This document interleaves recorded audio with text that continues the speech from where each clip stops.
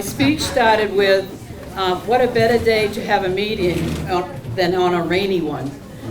So I'm glad the rain went away, and we have air conditioning, so that helps out as well. Our board of directors welcomes all of the lake members and the community, our state Maine warden, Sergeant, whoops. Kyle Vladik, and Kyle Hadiniak, who is the Town of Gray Director of Communications, who will be videoing our session today, our meeting for the Town of Gray Cable, and also for Little Sebago Lake, and also for the Historical Society. So this will be a great thing, and we welcome all of you. A special thanks goes out to the American Legion Auxiliary for providing the Centennial Barbecue at the end of our meeting. A special thanks to Nancy True for coming and meeting with us at 7:30 this morning. As you can see, things are going to be a little different with the table settings, and our meeting agenda will be a little bit unconventional, and to accommodate a special day for our treasurer, Jim McBride, whose son is getting married today. As we begin our meeting, we will start with our treasurer's report, which is before all the other things, so he can scoot away. This shows Jim's dedication to our association. So Thank you, Pam. She's only telling part of the story. The reason I'm here is because I'm not sure I want to be home right now. You know, it's a little crazy. No, she's right. My son Jameson's getting married at 3 o'clock this afternoon, and we're just thrilled to be here. And I wanted to start off by apologizing to any of you that we bothered last night. There were several dozen 20-somethings in the lake after 10 o'clock last night, so it was a little crazy. But no, I'm Jim McBride. I'm the treasurer. I think this is my 12th year as treasurer. And the lake is very important to me, and that's why I said I did want to come today and give the report by myself. And it's, in short, the treasurer's report is easy, because I'm very pleased to report that in our centennial year, Little Sebago Lake Association is in really fine financial health.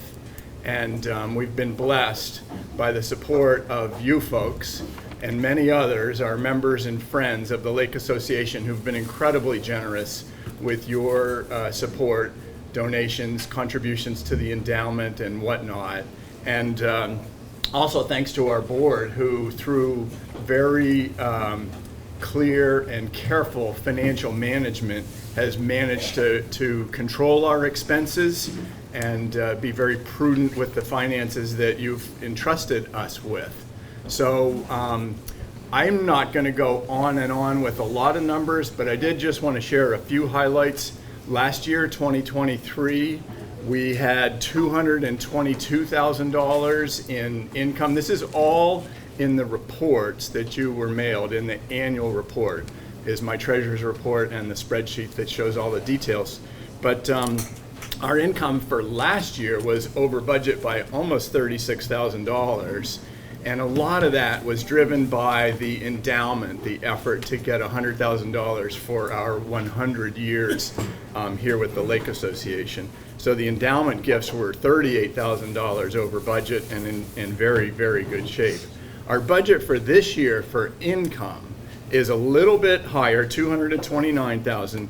We're actually projecting a decrease in the donations that we get from members and friends, but $40,000 in endowment giving to help put us over the top with the 100 for 100 challenge. And expenses, as I said, last year were under control. This year we're in very good shape as well. Expenses are in control. We ended up 2023 with a strong positive cash flow. We had a surplus of $72,000. Again, a large part of that was driven by the success of the endowment effort to raise $100,000. And this year our budget is balanced, so we don't project a deficit or a surplus, but halfway through the year we're running another strong surplus. So it's very, very good news. So again, it's all thanks to the support of members and friends and careful management on behalf of our board. So I'll wrap up by just sharing that the endowment campaign to raise $100,000 to recognize our 100 years is also in terrific shape.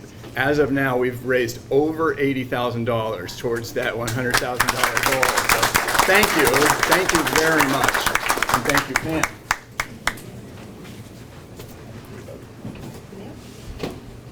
Thank you, Jim.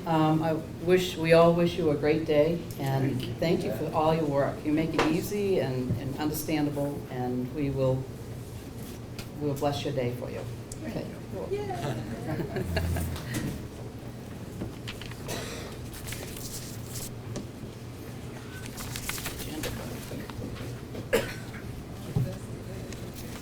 So next on the agenda will be our presentation with the Maine State Warden, Sergeant Kyle Palatic, and come forward. He has a lot of good news for us. We have.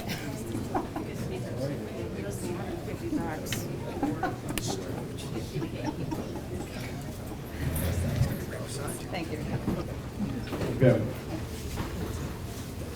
So I've been here a couple times before, but for those of you who don't know me, my name's Kyle Halatic. I'm the Warden Service Supervisor for this region, and I've been help manage our wardens who are patrolling the lake regularly. I'm not as often the one who's actually out on the lake myself, but more in the supervisory role and managing some of the extra enforcement we do out there and whatnot. So I'm just going to talk about a couple things, and then if anyone has any questions, usually there's a few questions I'd be happy to answer those as well. But to start with, it seems like it's actually been maybe a little bit less usage on Little Sebago Lake this season so far. A lot of weekends where we really target our enforcement out there. And it seems like throughout June we had a lot of rainy weekends, which isn't a horrible thing if you're on the lake and don't like crowds of people out there. But we found to be a little bit slower. As far as violations, our wardens are out there with goal educating and ensuring that people are safe, and then addressing violations with warnings or summonses as appropriate. And some of the things that I've addressed this year, a number of headway speed violations, which always there's quite a few of, especially in the narrower parts of the lake. Children without life jackets. And then one of the new things, which I'll talk about, is as of January 1st of this year, boat operators, in some cases, are required to have a boating education training certificate. So that's been something that we've been doing really a lot of education on and getting that word out to people that that's a new requirement. That's a big change in Maine because that's never been required here.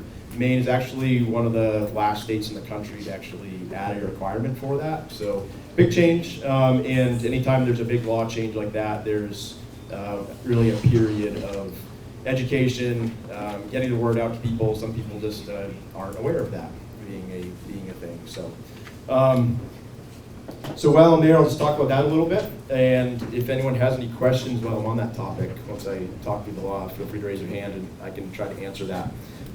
So if you've looked at the law, it's a little bit, unfortunately, the legislature doesn't always make laws the easiest to understand or enforce, but we do our best with them. So what I've found is the easiest way to break it down is by horsepower. So depending on the boat's horsepower, the requirements for boating education and age change. So under 11 horsepower, so 10 and under horsepower, anyone can operate. There's no age limit with no safety course or supervision. From 11 to 25 horsepower, anyone can operate with no safety course, but you have to be 12 years old. As you can see, it's pretty generous on the ages. And where you get to the safety course is once you get over 25 horsepower. So if your watercraft is less than 25, a smaller motorboat like that, there's really no education requirement, just a supervision for that certain age group. But over 25 horsepower, if you're born before January 1st, 1999, then you don't need a safety course. So basically everyone that's over at this point, 25 years old or so, is is exempt from this boater education requirement. So as we move forward in years and decades to come, we'll get to the point where everyone has taken one. And we encourage it for everybody because it's actually a very educational course. We learn a lot from it. There's it's just a huge really win on the education side to improving shared use of our waters. But back to the law, so like I said, born before January 1st, 99, you don't need a safety course. If you were born after January 1st, 99, you do need a safety course required, and there's no supervision option in law. So if you're gonna operate a boat and you're born after January 1st, 1999, you have to take a course. There's no exemption for if there's an adult on board with you or someone older on board with you, you have to take a course. They're available online. It's really, not that time consuming to take it. We really want people to take it. And then the other aspect of it is with personal watercraft or jet skis. If you're 16 and older, born after 1999, you have to take a course. And if you're born before 1999, there's no course required at all. So it's a little bit different in jet skis where there's the 16 and older requirement. If you're under 16, you can't operate a jet ski legally at all, even with supervision. Any questions on any of that? Yes. Is this for both in-staters and out-of-staters? That's correct. It's for everybody. Yep. There's no difference regardless of where you're from. Any other questions on the boating education requirement? Great. I guess I explained it really well. And another thing I'll mention that's also a new law, that's another big change, is the new requirements for wake boats. This was a very controversial topic and something that our staff within the Warden Service who deal with boating spent a lot of time on with the legislature this last several years, actually. As many of you may know, wake surfing has become very popular. It's a little different than towing skiers. They actually have, oftentimes the person surfing behind the boat is not attached to the boat at all. They're not holding onto a rope. They're actually the boat's making a big wake, basically a big wave off the side of the boat, and they're surfing on it on a surfboard. And they're basically very slow speed. They're following behind the boat and the surfboard, staying right on their wake, surfing the whole way. So it's become pretty popular. There's people guiding, doing that, and people pay to for them to take them out and do that. Become very popular. However, these boats are made so that even at very slow speeds, they put off a really large wake. Obviously, that creates some issues with paddlecraft, with nesting sites on shorelines, boats on docks, all kinds of things like that, erosion. So it's been a big point of contention between different user groups. And as we find with dealing with lakes, it's a shared resource, and there's conflicting interests, and different user groups have different interests. Some people care more about wildlife, some people don't even think about wildlife, some people care about doing a new cutting-edge sport like that, and other people just want to paddle on a calm lake. And obviously those things come into collision sometimes. So the new law dealing with that is that for anyone engaged in that wake surfing, they have to be a minimum of 300 feet from shore and in 15 feet or deeper of water. So that's a new thing, again, that we're dealing with starting now. The change was before you had to be 200 feet from shore. That's been always the headway speed law. 200 feet from shore is within 200 feet is the water safety zone. And outside that, you basically could not be going greater than headway speed, which is the minimum speed necessary to maintain steerage of your boat. So 300 feet, I think that was a compromise. I think there was a big push to get it to be 500 feet. And again, this is all a compromise between user groups. So they ended on 300 feet and the 15 feet of depth, because the depth of the water has a big effect on these waves and how big they are and how they travel across the lake. So that's another new law, and anytime there's a new law, we kind of grapple with how to enforce it. Even determining depth of lake where the boat was operating at the time when you saw them is a challenge sometimes. So So it's something we're working through, and I think those two laws are really positive changes. Without the boater education law, there's people that could go buy a brand new boat with 300 horsepower, and they could just go do anything on the lake if they're 20 years old or whatever age, and really never have learned anything about boating safety or rules of the water, which is there's a lot of courtesy involved in that. There's not really a ton of laws about how we regulate operation. A lot of it is courtesy of how we share these water and how you operate. So it's a really positive thing that we're acquiring that education, and I think over time, we'll start to see the effect of that as more and more boat operators fall in that after 1999 category or age group. We'll have more and more people operating boats who were properly educated, and hopefully we reap the rewards of that in seeing safer use of waters, and also with the wake surfing, it's a newer sport. Hopefully this law also enables us to more effectively enforce that and prevent the conflicts between them and other user groups. So those are a couple new laws to be aware of. One other thing I just was asked to mention was there's been noticeably a few people towing on a little Sebago, towing skiers or tubers behind the boat with only one person on the boat that's doing the towing. That's not legal. You have to have a spotter who's at least 12 years old on the boat, basically watching that person behind the boat at all times, so that they can notify the driver if the person falls off, if there's an obstacle, if another boat is behind them, or something like that. So just something to mention that we've been seeing some of. Other than that, it's really a pleasure to work on Little Sebago. I think of all the lakes in this really busy region of the state, I think it's one of the safest lakes we have, and I believe that's a testament in part to the partnership between your association and the Warden Service, and we're very happy to get to work out there. We spend a lot of extra time out there because of you all, and are able to prevent, I think, a lot of large incidents that occur much more frequently on some of the other lakes in the region. So, thank you. That's all I have. Does anyone else have any questions? Yes. I just wanted to know who was responsible for marking the lake for rocks and things of that nature. Because we live right off of Savvy Point, and as you probably know or not know, there's a large rock pile. There's just the green buoy and the red buoy, and then further down there's markers. But constantly people are running into the rocks, and it's definitely a safety hazard. We've had to push people off the rocks. Yep. Yes.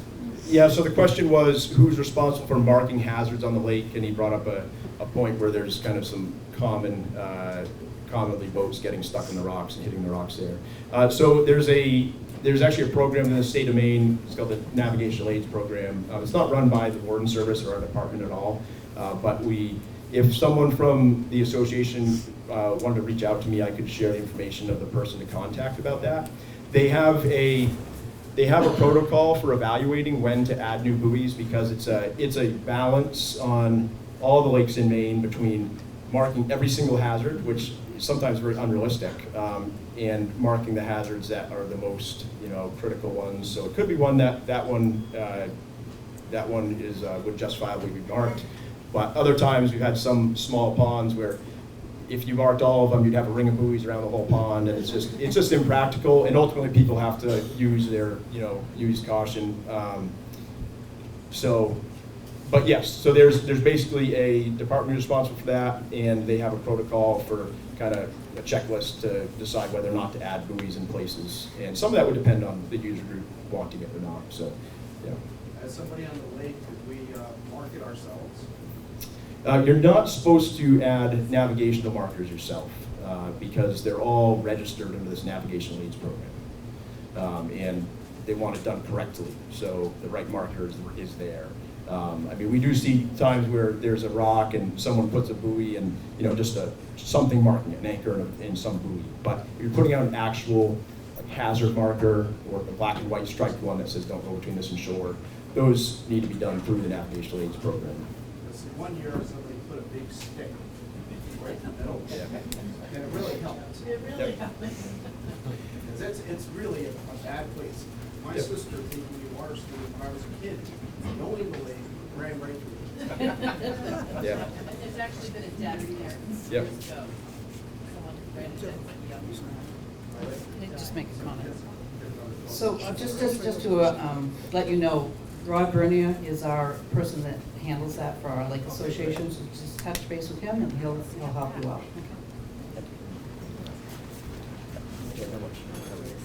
Just two more questions. All right, 2 more questions. Go ahead, you, sir. Thank you. First of all, I've been voting on the lake since the early 70s, and the more visibility of the Warden Service from the Lake Association over all these decades has been incredible. So thank you for your work. When it's raining out there and when it's not raining out there and it's 100 degrees out there, so thank you. So what number do we call when there's an incident? So when there's an incident, the number to call is the Augusta State Police Dispatch. And let me get that for you, because I have them on speed dial here. 911 didn't work. Yes, that one. All right, so it's 207-624-7076. So all our game wardens are dispatched through the state police, and that's the 24-hour dispatch number. So if you call that number 24 hours a day, they get a hold of the game warden who's responsible for that area, which can differ slightly from day to day. Yeah, 624-7076.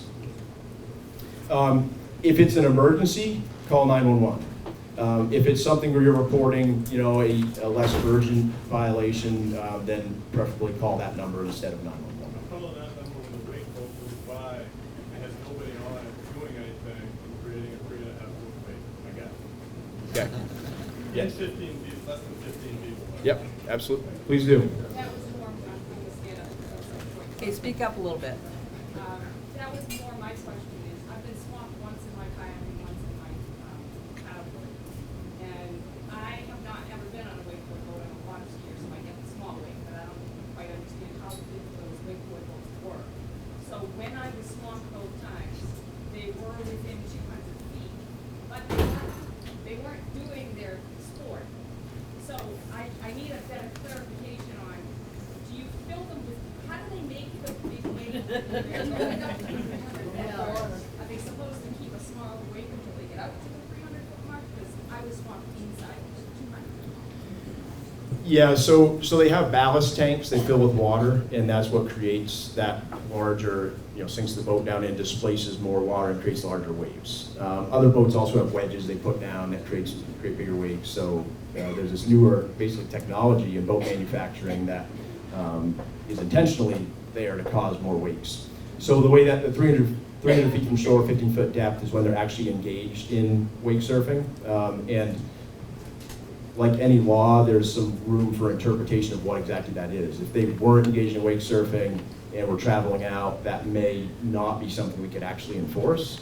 But it would be something to call about. If someone's wake swamps you, then call us and report it. And we're going to have to ask some questions and talk to the people involved and try to make a determination of whether or not they were following the law.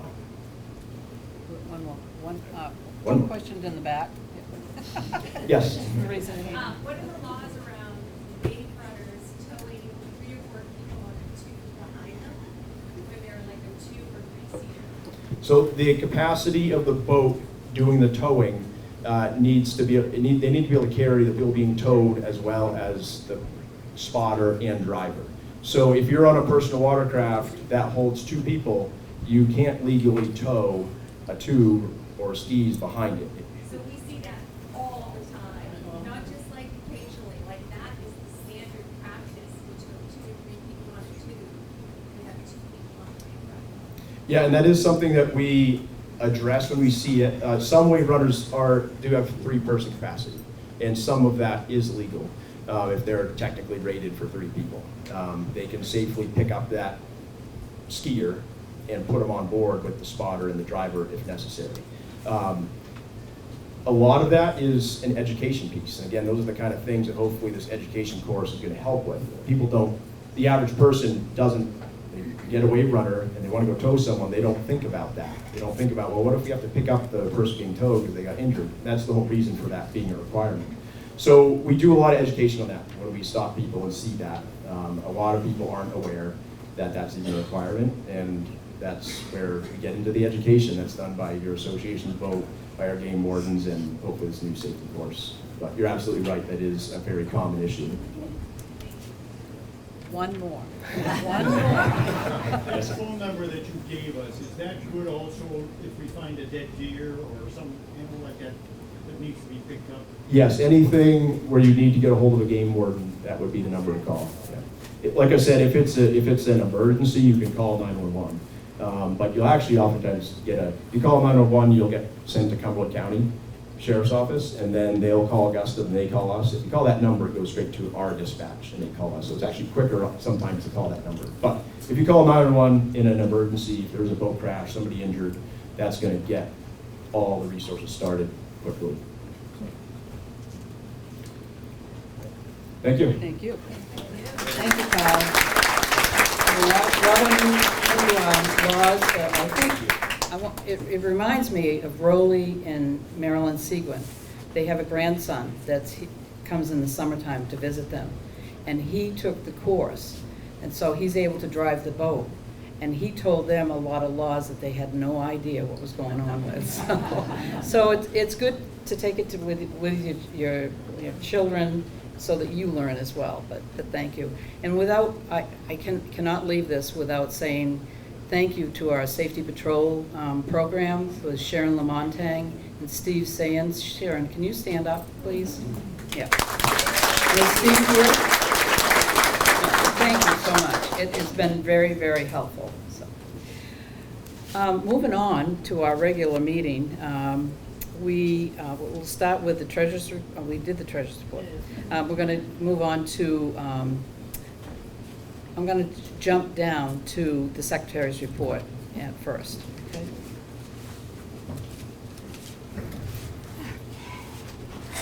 Thank you, Pam. Good morning, everybody. My name is Cheryl Alterman, and I've lived on the lake for about 10 years. I am the secretary of the Lake Association. I'm just going to read a summary of the meeting from last year. I'm sure you've all read it. It's on the website, but this is just a summary of the meeting. Pam Wilkinson called the meeting to order at 9:03. We had our guest speaker, Sergeant, excuse me, Kyle Hladek. He spoke to us about the new law that goes into effect January 1, 2024, requiring those born after 1999 to take a boating safety course. Maine also has a clean, drain, and dry campaign to prevent invasive species from entering waterways. There are concerns about wake boats, but no legislation concerning them yet. Our safety patrol team can also forward concerns to the wardens. Cheryl Alterman introduced the LSLA's new centennial logo, and we talked about some events that are being planned for this summer. The Blessing of the Lake, the Extra Fun Pirate Parade, scavenger hunt, to name a few. Excuse me. Thank you. Thanks. Moving on to the President's report, it had been a soggy summer. We are not trying to rid the lake of wake boats, rather educate users about where to use them on the lake. We are lucky to have people offering to volunteer for board committees. If you'd like to volunteer or have a special lake interest, please let us know. Jim McBride for the Treasurer's report reported that the LSLA is in very good financial health. Funds from our reserve account were used for a $76,000 major upgrade to the dam, which will last for many years to come. We are incredibly grateful for the support from our membership and support from the towns of Wyndham and Gray as well. Total income for 2022 shows a net income surplus of $32,000 and a total net worth at the end of 2022 of about $408,000. Moving on to the nomination committee, Steve Davis and Sharon Lamontang are stepping down for the board, but Sharon will continue to chair the safety committee. We have two very qualified candidates to fill both positions, Lane Albert and Betty Caton. Deborah Lavoie is our chair of our Communications and Membership Committee. We don't want to overwhelm our membership with too much news. We send out the Spring Appeal newsletter in May, the Appeal Reminder in August, a Fall-Winter newsletter, and a year-end endowment appeal. If you have not received emails from us, please make sure we have your correct address. Rod Bernier reported on the dam and reported that the Hopkins Dam is in great shape, and Rod presented a slideshow of the dam. Since 1984, the state of Maine mandates that the dam be open for winter drawdown on October 15th and closed on April 15th. The dam was closed on April 15th, 2023, and we are at a summer high by May 1st. When the lake has too much water, we have to be mindful of our downstream neighbors so that we may be limited as to how much we can open the dam. John Mulaney spoke about the endowment campaign, and John suggested a centennial challenge. How great would it be to raise $100,000 for the endowment fund as part of our centennial celebration? Moving on to the Historical Committee, Barbara Sawhill chairs the Historical Committee, and one of their goals is to create a virtual place to share memories, stories, and memorabilia about the Little Sebago Lake for our lake community and the community at large. The committee is looking for old postcards, maps, photos, and any lake-related memorabilia. Barbara also chairs the Island Committee, and any island residents with questions or concerns should contact Barbara, and please make sure she has your current email address. Tim Greer does his best to keep the lower Sandy Narrows open so boaters can go through. June rains washed the sand back into the Narrows, but he plans to start suction dredging very soon, which should be effective. Sharon Young gave the Loon Conservation Committee report and reported that this is the 6th year of our loon monitoring program. Loon rangers in attendance were introduced. An island loon nest now has a live loon cam. 2 loons who were tangled in fishing line were rescued, treated at the Maine Center for Wildlife, and returned to the lake. So far this summer, we've only had 1 chick hatch. The annual loon count is next Saturday. Last year, they counted 26 adults and 3 chicks. On to merchandise. Sales in 2022 were $14,800, and sales this morning were brisk. Contact Arnie or Tammy Rosario with any of your merchandise requests or needs. Merchandise with the new Centennial logo is available as well. On to the watershed program. Kevin Ronan spoke about Lake Smart. Lake Smart volunteers evaluate your lakefront property and make suggestions on how to protect the lake from runoff and protect your property from erosion. Bob DeRocha spoke about the Rubber Razor program. If you need to divert water on your property or driveway, we have materials, a contractor, and funding is available. Kevin Murphy handles our social media, website, and Facebook, and updates the LSA website, and also manages the Facebook page. By show of hands, many of our members are Facebook users and use Instagram as well. For the Safety Patrol program, Steve Sayan is the captain of the crew. Many thanks to Roger LeBlanc, Steve's predecessor, for all he did for the safety program. The safety boat will be at the boat ramp every Saturday and Sunday morning to assist boaters with information about the lake and life jackets if needed. Janet Slack gave the water quality report. We are in the 3rd year of a partnership with St. Joseph's College where their students are studying the quality of our lake water. They have found some phosphorus, and phosphorus is the enemy. No action to protect the lake is too small, and we encourage all of you to take advantage of our Lake Smart program. Jim Fitzgerald and an intern from onto the boat ramp and courtesy boat inspector program. Jim Fitzgerald and an intern from St. Joseph's College monitor the public boat launch. Milfoil report. The milfoil program started in 2003 and we've been removing it for 20 years. This year we reached the $1 million mark in milfoil removal costs and have removed 131 tons of milfoil. Please take a look around your shoreline and see if you see anything suspicious, please let us know. We had ice out winners, we had the raffle drawing and silent auction winners were announced, and the meeting was adjourned at 11:30 a.m. Thank you.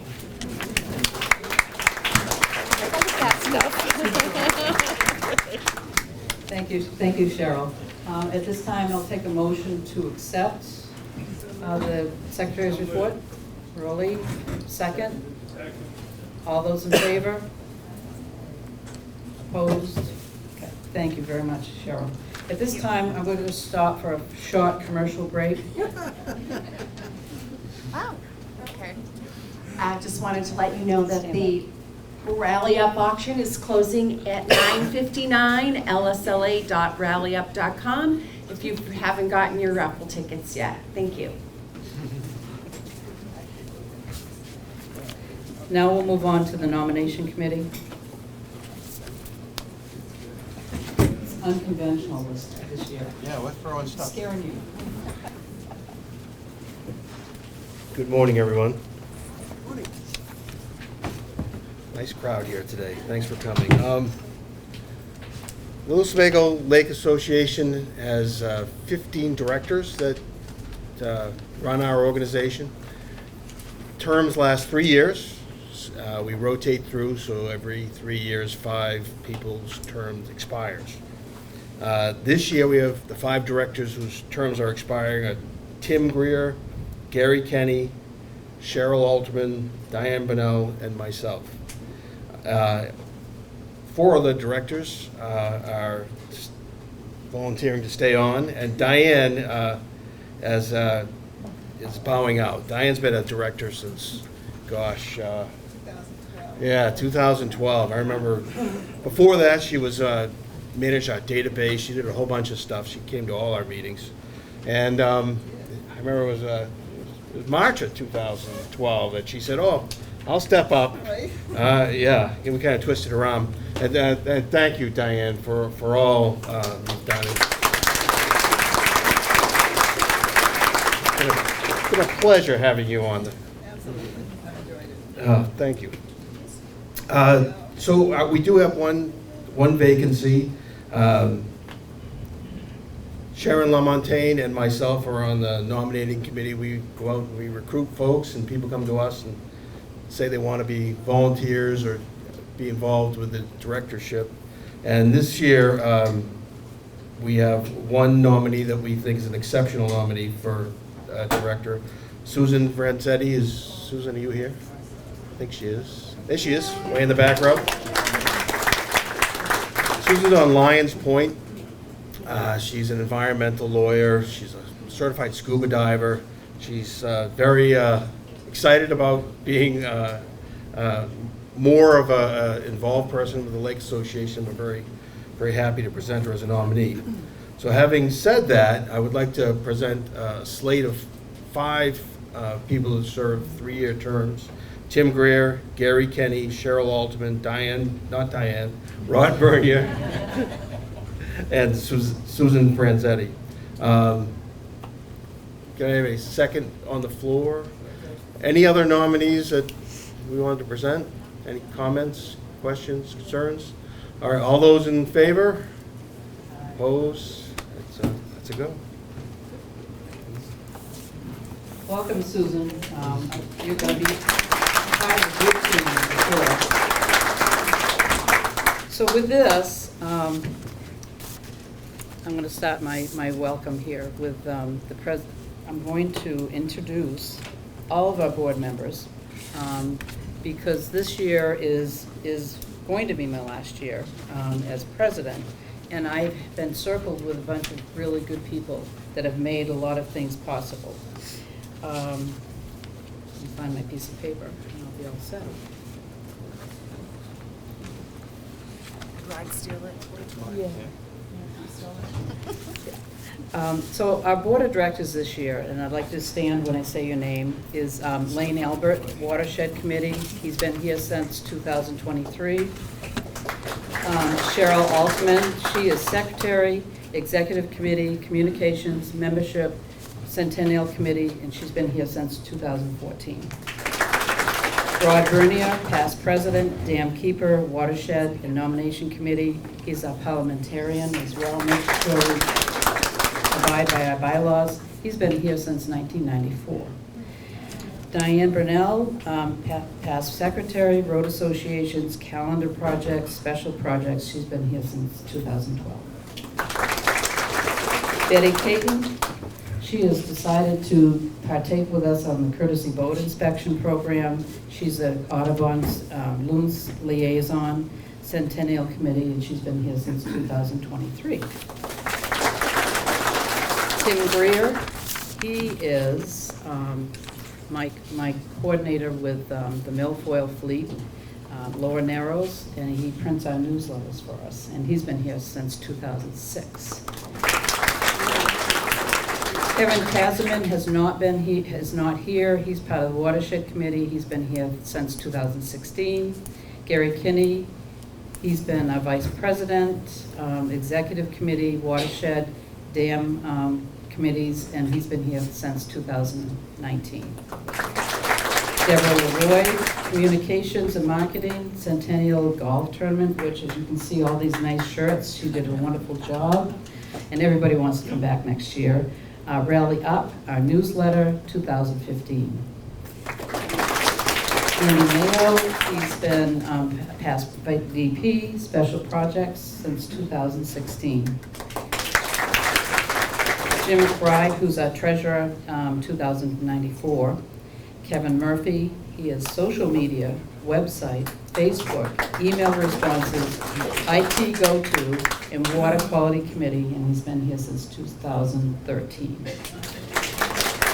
Annie Rosario with merchandise with his wife, all those nice things that we have to give for Christmas presents and ourselves, and Tammy, 2016.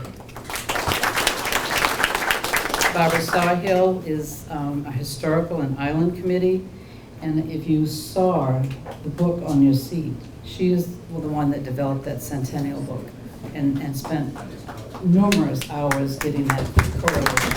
She's been here since 2020. Thank you, Barbara.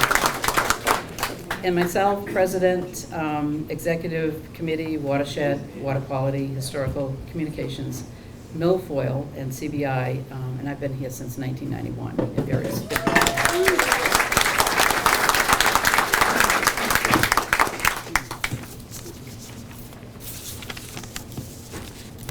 So, why are we here?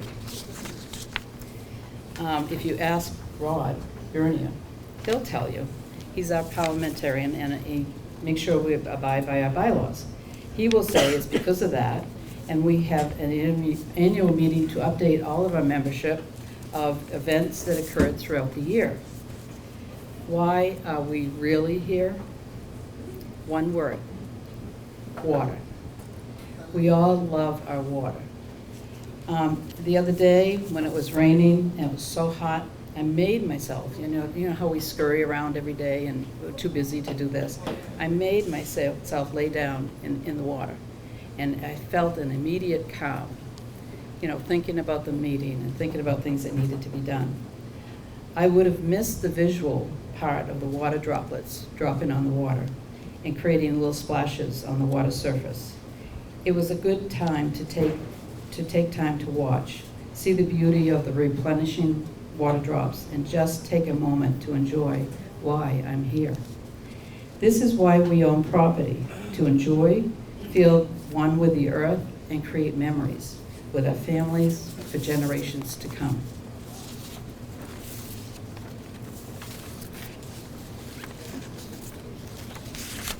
Speaking of generations to come, this is why we're also here too: to become knowledgeable on how to preserve and protect this precious water resource so our grandchildren can enjoy it as well. Thank you for taking time out of your day to find this happening around you and to find out what is happening around you and to mitigate the human impacts and pressures that are enveloping our lake. I became a board member in 1991. I became president in 1992 until 1994. I took a few years off to take a sabbatical to partake in various town government capacities, and realizing it was not as rewarding as being on the Lake Association, I returned to the board in 2005. I became president again in 2009, serving until present day. It has been 17 years and it's time to step down to allow for sustainability and new concepts to keep this association fresh. I'm stepping down, but I always say not stepping away.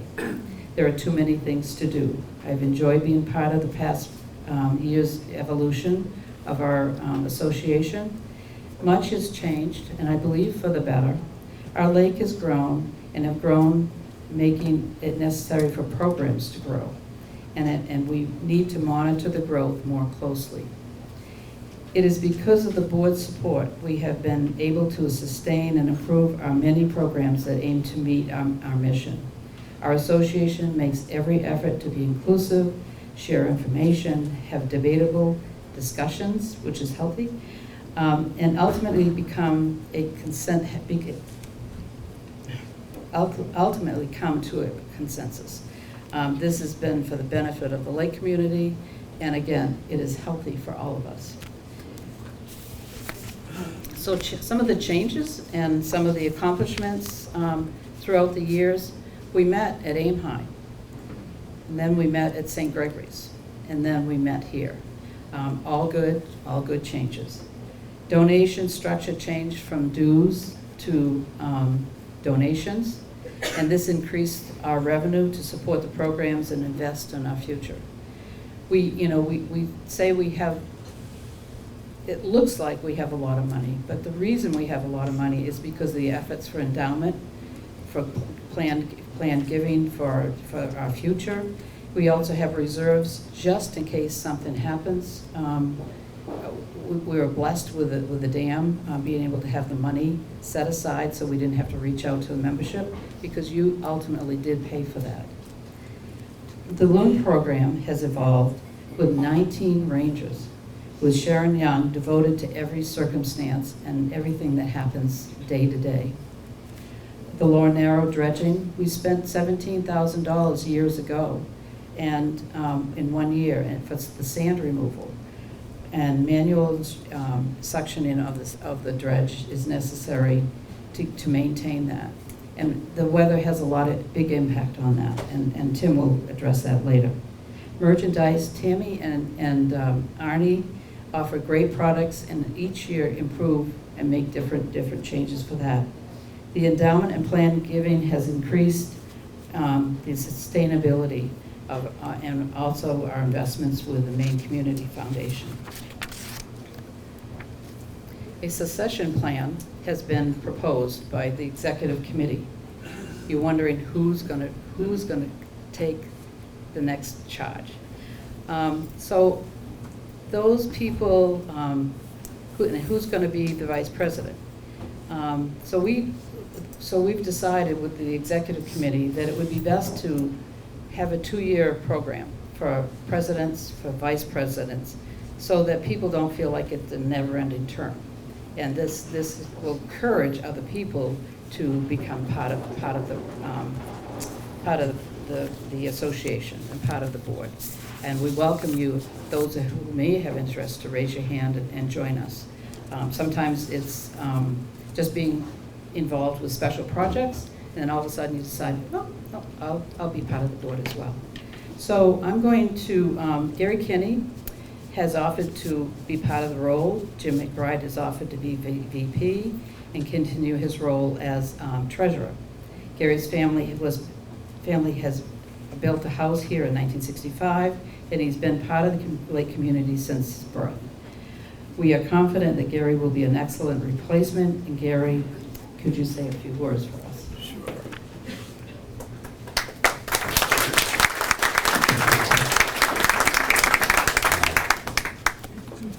Thank you for that kind introduction, Pam. And actually, a couple of numbers got transposed there. The family built the camp in 1956, Oh, okay. the year I was born. That's when they started building. And I'm extremely honored that a year ago at this time, the board placed the confidence in me to make me the vice president with the thought of progressing to president this year. I've been on the board since 2019. I've been involved in the rehabilitation of the dam, the new gate, and several added safety features, as well as drafting the navigational guide that was issued a few years ago. But I'm a procrastinator, and I don't have a bio on the website. A little closer, Gary, because they need to hear you. Sorry about that. Better. Oh, I'm sorry. I grew up in Portland. I attended Deering High School, and I graduated from the University of Maine in 1980 with a degree in civil engineering. Most of my career has been in the gas and electric utility industry. I've worked at CMP, Maine Natural Gas.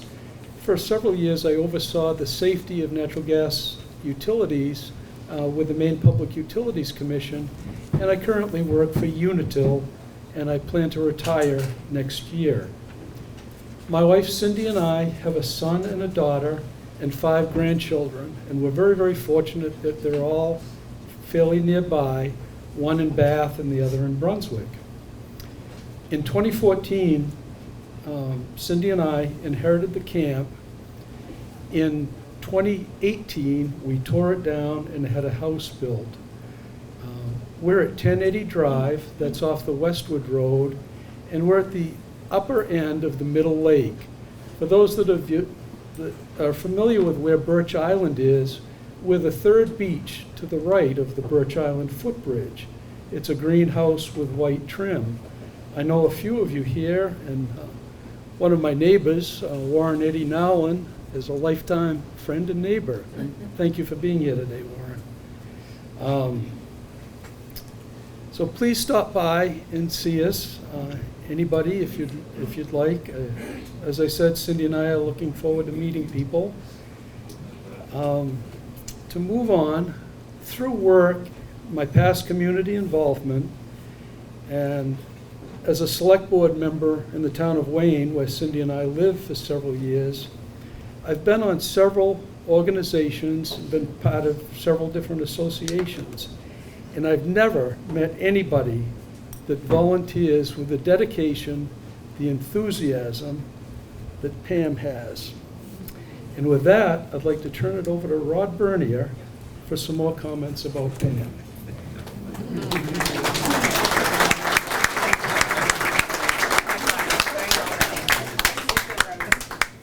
Thank you, Gary. Yeah, Pam. Nobody wants to stand here or be here all day. You know, we have a beautiful lake we all want to get back to, but Pam has been a real driving force for our organization. We have a great membership. Look at the turnout we have here today. We have all kinds of folks that support us all year long in many different ways.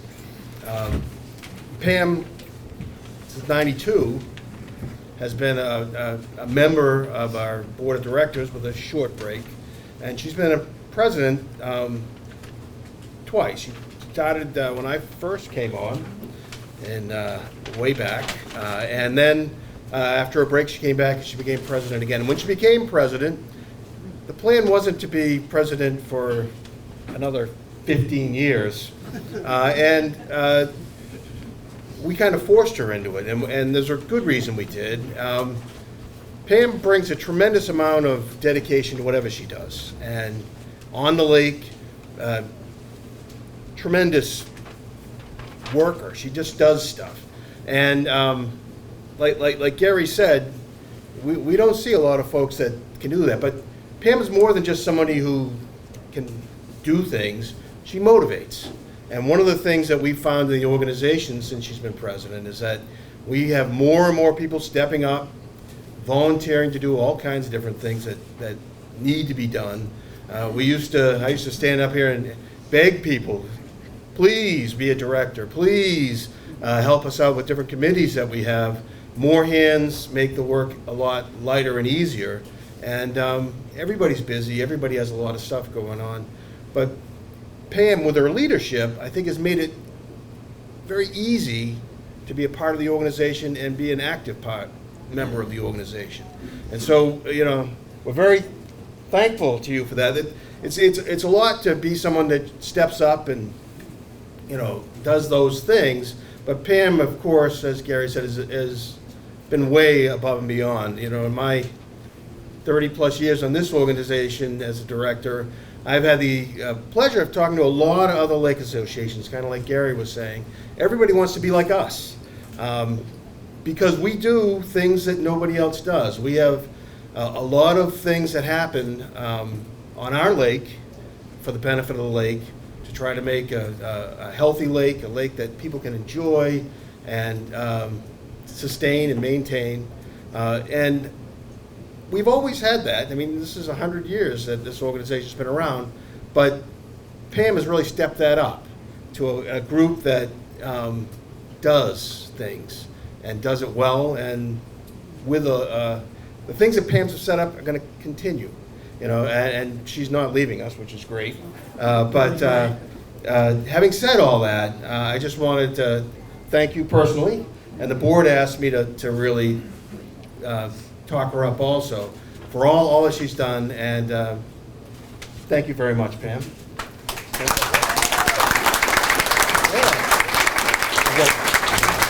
In addition, there's what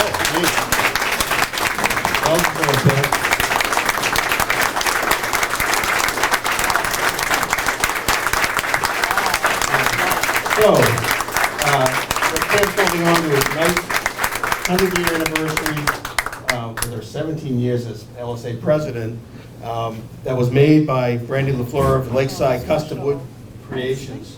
And on the back, what's it got on the back, Pam?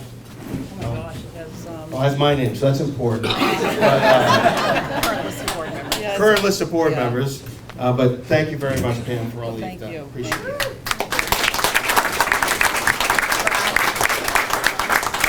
One more thing I want to announce about the. Oh, and Oh, this is, one more thing. one more thing.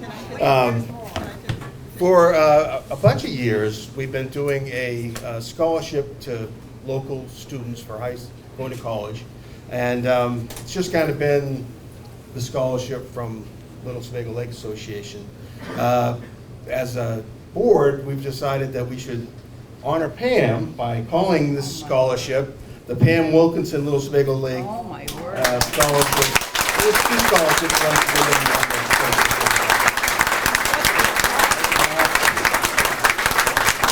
Thank you very much. Oh, Back to work. wow. Not me.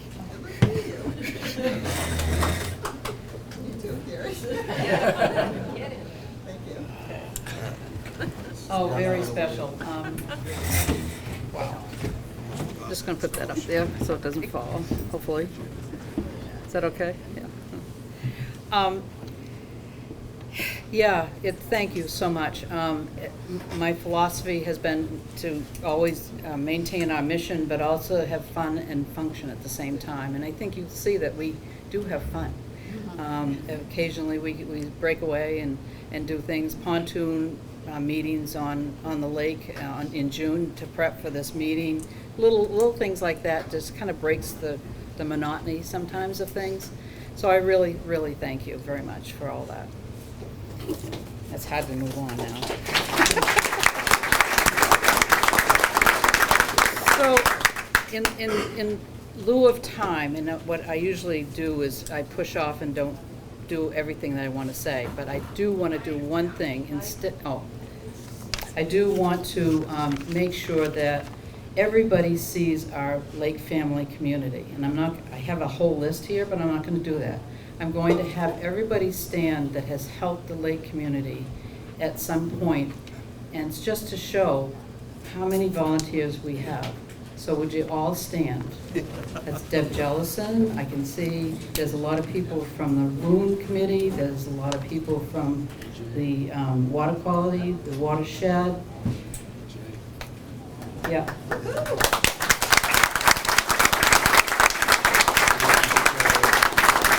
So, see, those are the people that are our support system, and they think, and I talk about programs, and everybody comes and says, well, I want to do this, and we go, well, that's a good idea. So everybody has improved throughout the year, and it's going to make this association a lot better as we move forward. So thank you. Excuse me. I have something for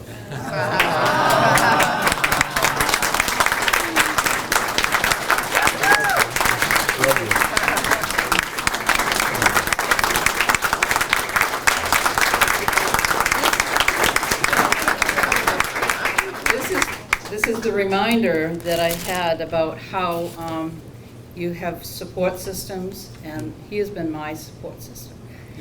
He's tolerated, he's tolerated me being on the computer continually, and me always saying, I just have one more thing to do. I just have one more thing to do.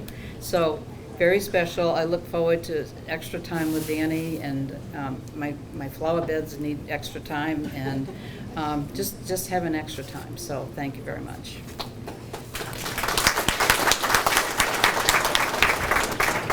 All right, let's move on. So let's move on to our special little committees. We normally and traditionally will have all the committees do a report. I've selected a few this year that really have that we're trying to. Thank you.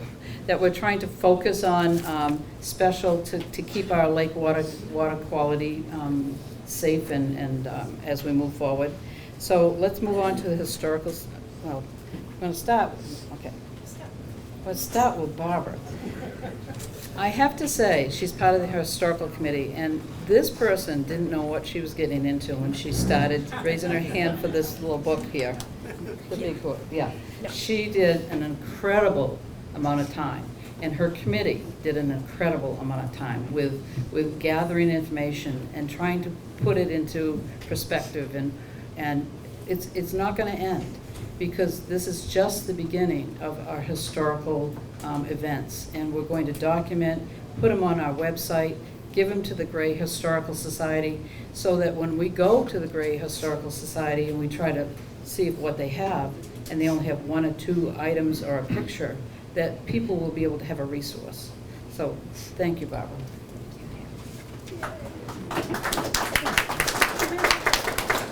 Okay, I'm going to put on my teacher voice. You've all been warned. All right. The Historical Committee is delighted to share with you the publication you should have in front of you, or if it's not in front of you, it's under you on your chair.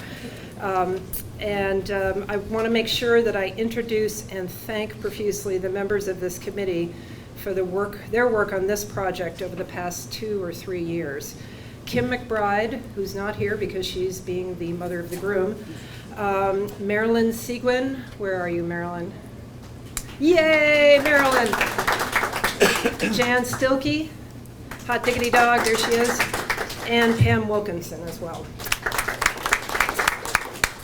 I got a little chuckle as we read as the meeting notes from last year were read, in which I adamantly said that the committee was creating a virtual space to house these memories. This project began with me saying we do not need to write a book, and clearly it has ended with me standing here holding a book. To be clear, this is neither a thorough historical accounting of Little Sebago nor a detailed history of the Lake Association. Rather, what we hope is that this book will jog memories, will start conversations, and on the next rainy day, Aunt Linda will go and dig out and share those old postcards that Uncle Frank stored in the upstairs closet way back in 1956. One of the reasons we took on this project, as Pam mentioned, is the fact that our local historical societies do not have very much about Little Sebago and the people who have been on Little Sebago as part of their collections. I very much look forward to sharing this with them so that they can now have one more thing to add. Our group's first project was to transcribe the 50 or so oral interviews conducted by students at St. Joseph's College with lake residents. Many of you in this room were interviewed. This coming fall, the committee will be contacting each of the interviewees to discuss how we might share these wonderful stories with a larger community. Fragments of some of those interviews were cited and incorporated into this book. We have some thank yous. The committee wants to thank Carolyn Doucette. Carolyn, are you here? Carolyn, if you're online, because we're also Zooming this, thank you for sharing with the LSLA many of your photos and conversations with lake residents over the years. Carol Ann's love for this lake and its stories is remarkable, and we are grateful for her contributions. The committee would also like to thank the LSLA board for financially supporting the creation and publication of this book. Thank you so much for helping us get this to the finish line. I personally want to thank two people, Deb Lavoie, hello, for her support, late night texts, and many hours of counseling, and Kim Shelley, whom I don't think is here, who may be online. Thank her for everything. I swear that woman knows everyone on this lake. So she is an incredible resource. I want to share with you two things that I learned about during this project, and I want to share with you, especially if you like history, maps, and archives. The first is, it's a big long name, but it's cited in our book, the Osher Map Library and the Smith Center for Cartographic Information at the University of Southern Maine in Portland. Wow, that was a lot. So it's the Osher Map Library at USM in Portland. If you, like me, love a really good map of Maine, this place is amazing. You can see a great deal of their collection online, but I would highly recommend a visit. It is an extraordinary collection, most of it dedicated to maps of Maine. And just a note, they're closed on Sundays and Mondays. But when you get tired of going to El Obin on rainy days or the wildlife park, this is a new destination. The other thing I want to suggest and encourage people here to do is subscribe to the Portland Press Herald. Not only would you be able to keep up with Maine news when you're no longer on the lake, but you would also be supporting local independent journalism. But in addition, wait, there's more. With a subscription to the Portland Press Herald, you get unlimited access to their news archives, as well as all of the hyperlocal news sources that they support. This, for me, all of these archives, was an incredible find and allowed me to verify several stories throughout their comprehensive archives. If you like Ancestry.com, this is the place for you. Members of the committee and I will be here through lunch, so please come and find me if you have questions, or even better, a historical mystery about the lake that needs to be solved, or a question about anything that might be in the book. Or, if the lake beckons, and we understand it's starting to get sunny out there, you are welcome to email me at info@littlesebagolake.com. That's throughout our program, and it's in the book as well. Put in the subject line history, and your email will definitely get to me. Thank you for listening, and happy summer reading to all.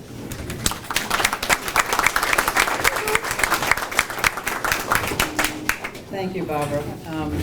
Certainly, if anybody is interested, we have a lot of just simple scanning that would help out.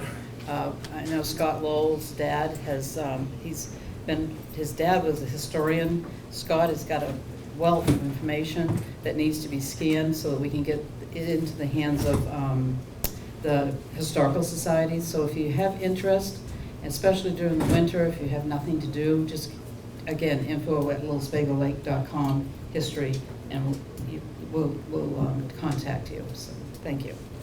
Next is Tim Greer. He's going to talk about the Lower Narrows. Okay. Good morning.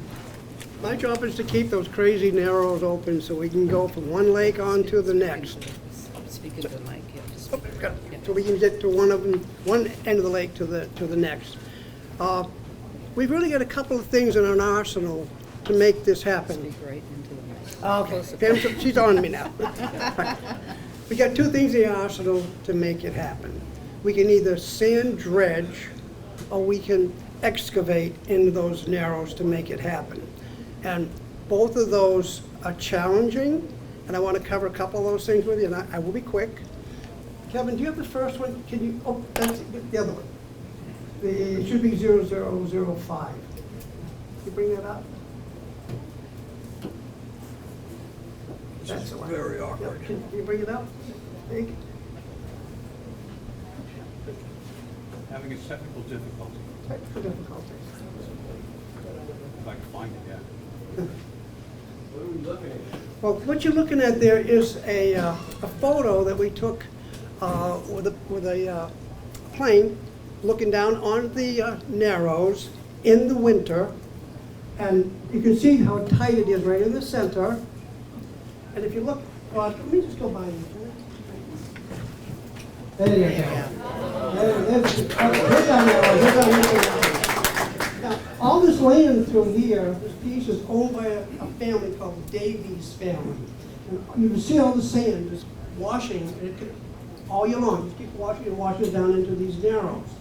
So ideally, what we want to do is get down in those narrows and excavate that sand out of there, bring it back down and put it on the Davies yard, their beachfront. We've got the permits to do it with the DEP, we got the money to do it, we had the contractor, we had the excavation equipment to do it. We missed out on one thing, nature. We don't have enough coal, or didn't have enough coal this past winter to freeze. We've got to come down the lake to get there with our equipment. We have a 20,000-pound excavator. And the contractor came down twice. He said, there was no way. He said, I can't go down there. I'll sink, and I'll lose an excavator. So we had to take it off the books. We couldn't go that route. All right. That said, we go to Plan B. You have the other one up there, Kevin? Okay. What we did or do, we have a milfoil boat here. We retrofitted this so it could then be a sand dredge.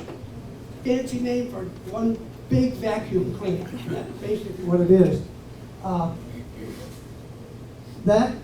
Those hoses right through here, there's Scott Davies, by the way, standing in the middle of the channel. At the bottom of that pole that he has there, he's got a 4-inch tube, and that boat is sending him suction. He's literally vacuuming the lake. He's taking the sand, he's running it back up across the beach, down at the end of the peninsula. Then when you go through there, if you look to the right, you'll see a whole new sandbar starting, which is that sand that he's now pulling out of the narrows. The hope is that when we finally do get frozen ground, we get an excavator there, we'll come down with a dump truck, and the excavators can pull that sand out of there and bring it back down onto the landowner's beach. That's what we're permitted to be doing for him. So all summer long, you'll see Scott off and on down in the narrows, sucking sand out of it. It takes hours. You think about it, think of that whole area down, you got a 4-inch hose. It takes hours to suck that sand and to get it out of the lake in order to make it passable. So, I have a question in the back. Yeah. Is the sand that, I mean, I usually go back to the aerial picture, but is the sand that's coming down there, is that because that area is maintained as a beach? Does it have any like growth or bushes or? No, all that sand's coming down right off from his beach. They used to have a huge beach area down there. I understand that, but I mean, it probably wasn't always there, and so now it's maintained. Good question. So is that generating all that sand, or, is it a natural formation, or has it been turned into that beach? So it's a natural formation. It changes constantly. The whole area is changing down there. Even the channel as it goes. So we've noticed now as you go through from the north to the south, you're going to kind of bear off to the left. That's the channel. Would plantings help keep that erosion down and maybe keep the sand from coming in that area? Good question. Don't know. We have to talk about it. Connect up afterwards and see. I'm open to any other suggestions. If somebody's got a really good answer to fix that, I'm happy to listen to it. But right now, we're keeping it open. Pam had mentioned earlier about $17,000 for excavating the last time we did it, and that was a while back, so it's more expensive now. But we do this whole thing and we keep it open for a couple of $1,000s a year. So you kind of have to say, well, how much do we want to do? So anyway, Pam? Thank you, Tim. Yeah, I understand that there's a lot of natural sand north of the Narrows, but we all have a part in making sure that it's not just their sandy beach, it's our part, and we'll have a talk about watershed management. We all can be part of that. If we have beaches that are old beaches what we should not be doing is making sure that we put more sand on our old beaches, because eventually it does come down to that channel, that one little channel there. So we all can be part of the process of making it better. Speaking of water, we're going to do water quality first, I guess. And I'll have Jan Slack come forward. Jan has taken on this project and has been a wealth of information. She's been helpful. She's brought on new people. She speaks with the St. Joseph people that we've coordinated with, and she does a wonderful job. Can we have those lights back off? I have lots of slides I want you to see. Speak up. I want to talk about two deeply contrasting things today: gratitude and a wake-up call. First, the gratitude. I am very grateful for little Sebago. It's hard to put that into words, but I'm guessing you're grateful for the lake too. The lake allows us fun and recreation. It simplifies making wonderful family memories, and it gives respite to our souls.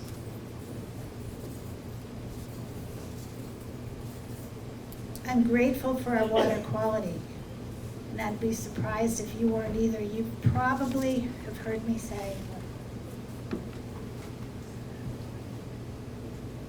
okay, we're having a little issue with the slides, but it's okay. If we can go to the slide of the dogs. Thank you for the person that gave me this slide. You've probably heard it said that the most precious thing about our lake is the quality of the water. Without that, we don't have all the other good things from our lake. So these slides are to remind you of what that beautiful, clear water looks like. Can we go to the next slide? Even through inches of ice, our water's clear. Next slide. I'm grateful that you're here today. Thank you for caring enough about our lake to spend your precious time here, and the association needs you.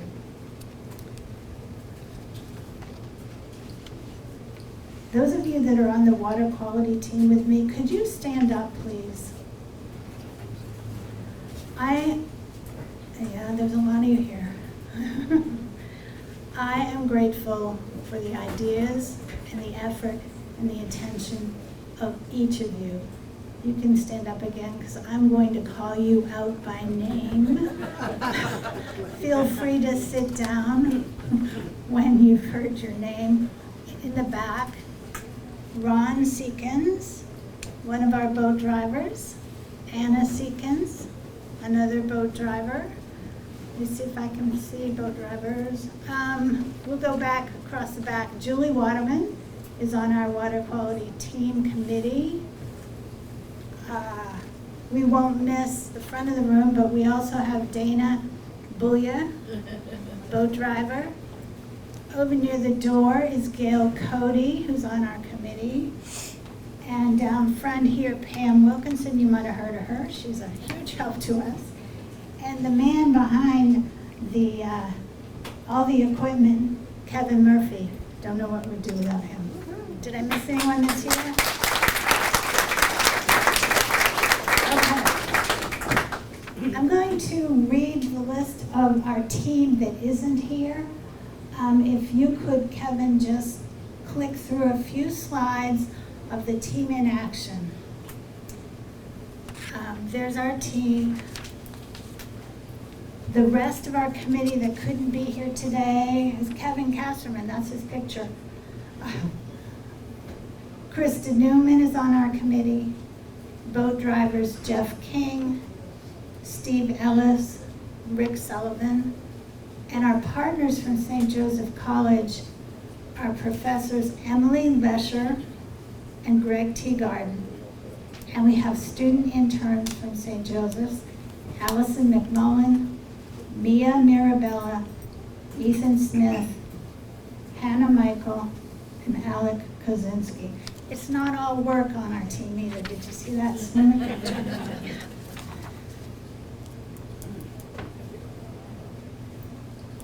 Just, and there's our St. Joe's. We can stop right there, Kevin, with the automatic. Please join me in expressing applaud and appreciation to everyone that's protecting the water for you.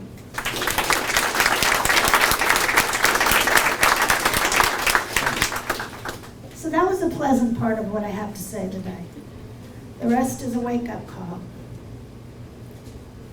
Let's switch slides. Are you awake? Starting on the weekend of May 4th and May 5th, we had a large algae overgrowth in the lake. How many of you were here to see that or to smell it? Okay. How many didn't even know it had happened? Okay. It was the first time in decades that we've had a large-scale algae problem in the lake. Let's flip that slide. Hopefully there's a map there. Yeah. So the algae stretched across the lake from east to west, across the middle lake, all the way from Hayden Bay down to Horse Island. That's about half of the lake. Let's go to the next slide. Here's what it was like. Next slide. It was brown, it was murky, and it smelled bad, fishy. Another slide. This is Little Sebago in May. One last slide. Ugly. I want you to imagine, no, wait. I want to say we were lucky.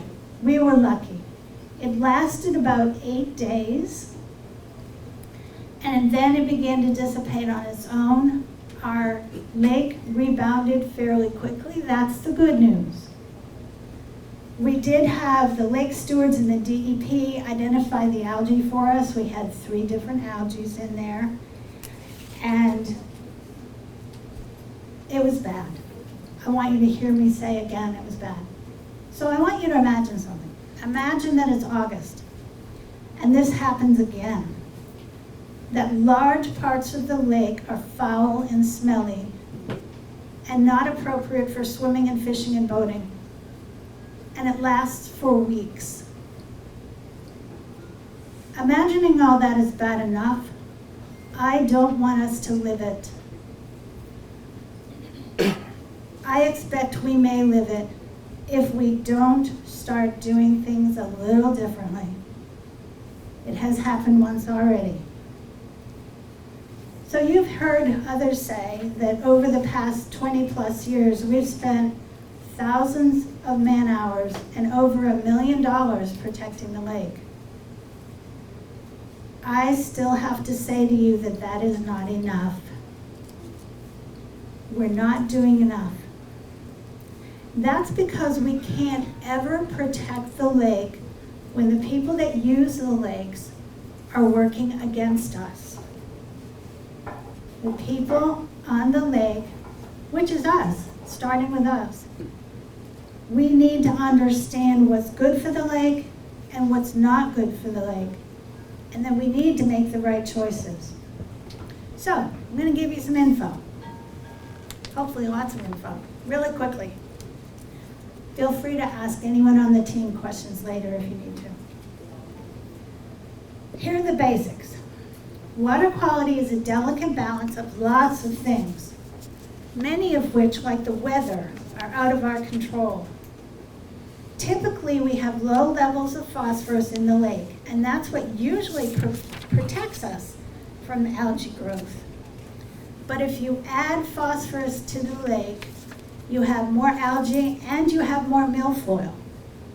It's a direct correlation. Because of that algae in May, we now know that the phosphorus levels in the lake have gotten too high. Let's switch pictures. This is Spider Island, if you don't recognize it. We must do better to limit the amount of phosphorus in the lake. The biggest source of phosphorus that enters any lake comes from erosion and runoff. Any erosion that occurs on the shores of the lake or the banks of the stream running into the lake adds phosphorus to the lake. Any erosion adds phosphorus. This tree is down because of erosion. Let's go one more picture. I hope you can see this. Did we just go 2 pictures? No? Okay. Go ahead. Back to the grass. This is shoreline erosion. Let's go one more. Here's a close-up of shoreline erosion. I hope you can see this well. At the bottom of this slide is soil that's hanging over empty space. This is an undercut shoreline. And every time a wave comes through here, more soil is washed into the lake. That means more phosphorus into the lake. Hope you're getting my messages. So runoff, that was erosion, runoff. Runoff is any water that runs across the surface of the land and then goes into the lake. That runoff carries phosphorus in the tiny grains of sand or soil. Let's go one more slide and see what we get. Okay. We need you to understand that a grassy lawn without a protective barrier of other plants that's next to the water, that grassy lawn is a source of runoff and it adds phosphorus to the lake. We need that buffer around the lake. If your lakefront happens to be sand instead of grass, you heard Pam a minute ago say, we need you to understand, don't add more sand to your beach. When you add sand, you add phosphorus to the lake, and it happens to be against the law. Not allowed to keep adding sand. All right, every one of us must start thinking more about how we impact the quality of the lake. I said earlier that it took our team to protect the lake. It's not really true. It actually takes everyone. So yeah, I'm talking to you personally right now.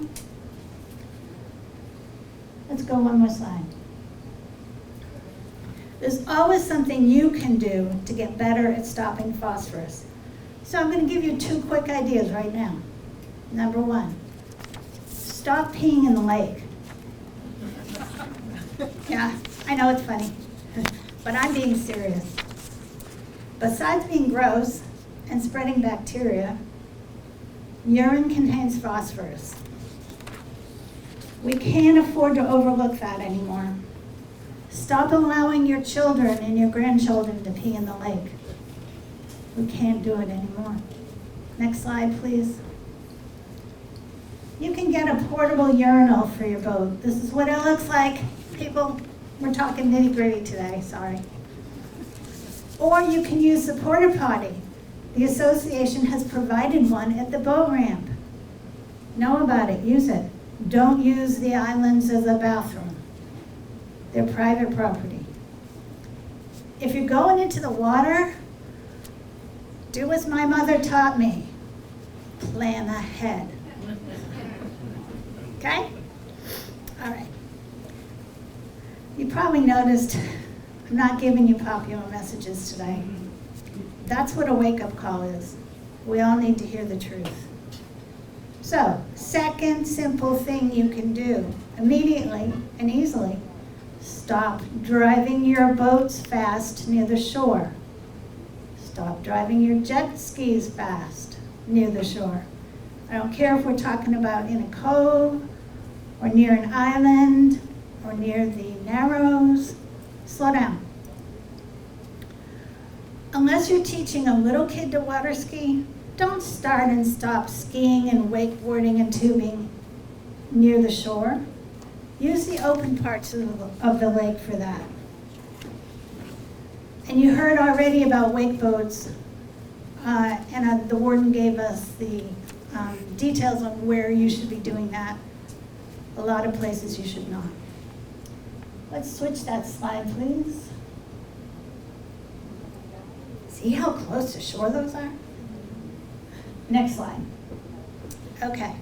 The main headway speed law is the one that says if you're boating within 200 feet of the land, you should proceed with no wake. If you're not following that law, you are causing erosion and you are adding phosphorus to our lake. We can't be complacent about it. Every time a large wake hits the shore, there's more phosphorus. So, outside, maybe some of you noticed on your way in, but I hope you'll notice on your way out, we have marked off 200 feet.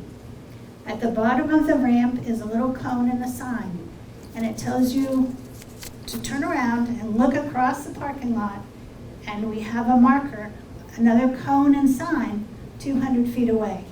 I can almost guarantee you that you don't know how far 200 feet is. It's a lot further than you think. Please check it out. Okay, I have a couple more in-depth things that you can do. Those were simple things. Let's go to another slide. Okay. I'm going to ask you to help us spread the word and educate others about how to protect the lake. Talk to your friendly neighbors. Talk to the people you meet on the lake about water quality. Not everyone knows what you just heard about how to keep the lake clean. Not everyone was here to experience that algae and how bad it was. And most people haven't yet realized how their own behavior impacts the lake. Simply telling them what you've learned can help. Second idea, listen carefully to our next speaker, Lane. He's going to talk about the watershed and the watershed committee report. And each of us could use some new ideas on how to make our property, the property we have, more lake protective. Let's have another slide. In particular, we have the Lake Smart program, which I'm always plugging. It can give you customized ideas on changes you could make to your property. And there are grants and programs to help pay for those things. So think about, is there something you can do? Let's see what the next slide is. Okay. So Pam and I recently talked to the Gray Town Council about our water quality problems and about protecting the lake. And we asked them to ramp up their efforts to protect Little Sebago. And we suggested to them that they consider the impact on the lake of every single decision they make. Wouldn't that be nice? We are asking the same thing of you. If you are a lakefront property owner, every single thing you do on your land and in the lake matters. Please think about that often. That phrase, how will this impact the lake? If I could give us a mantra, that would be what it is. Let's be smart. In the 1940s, my parents bought our property on the lake.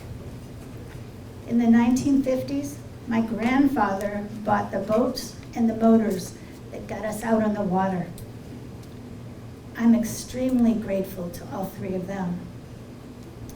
So on this day that we're celebrating the centennial of the association, my dream is that my grandchildren's grandchildren, 100 years from now, will experience the same beautiful, clear water that my grandfather did.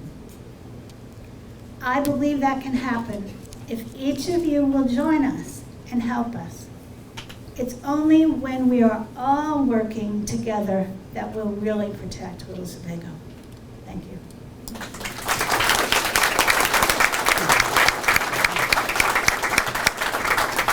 Thank you, Jan. All good information, and it's going to be backed up with the next speaker, Kevin Roman, and Lane Albert, with our watershed committee.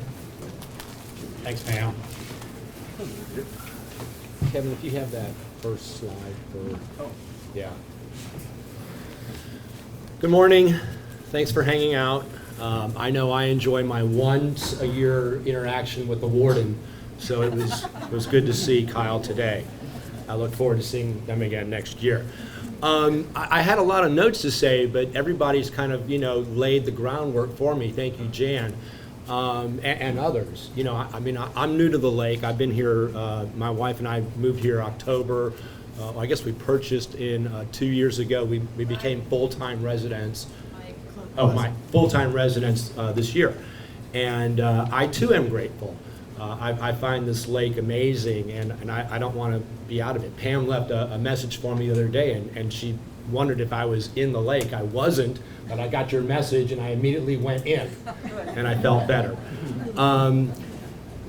It is our job to protect the lake and watershed. So the watershed, what is the watershed? The watershed is easily described as the area of land that storm water and runoff runs over as it makes its way to our lake.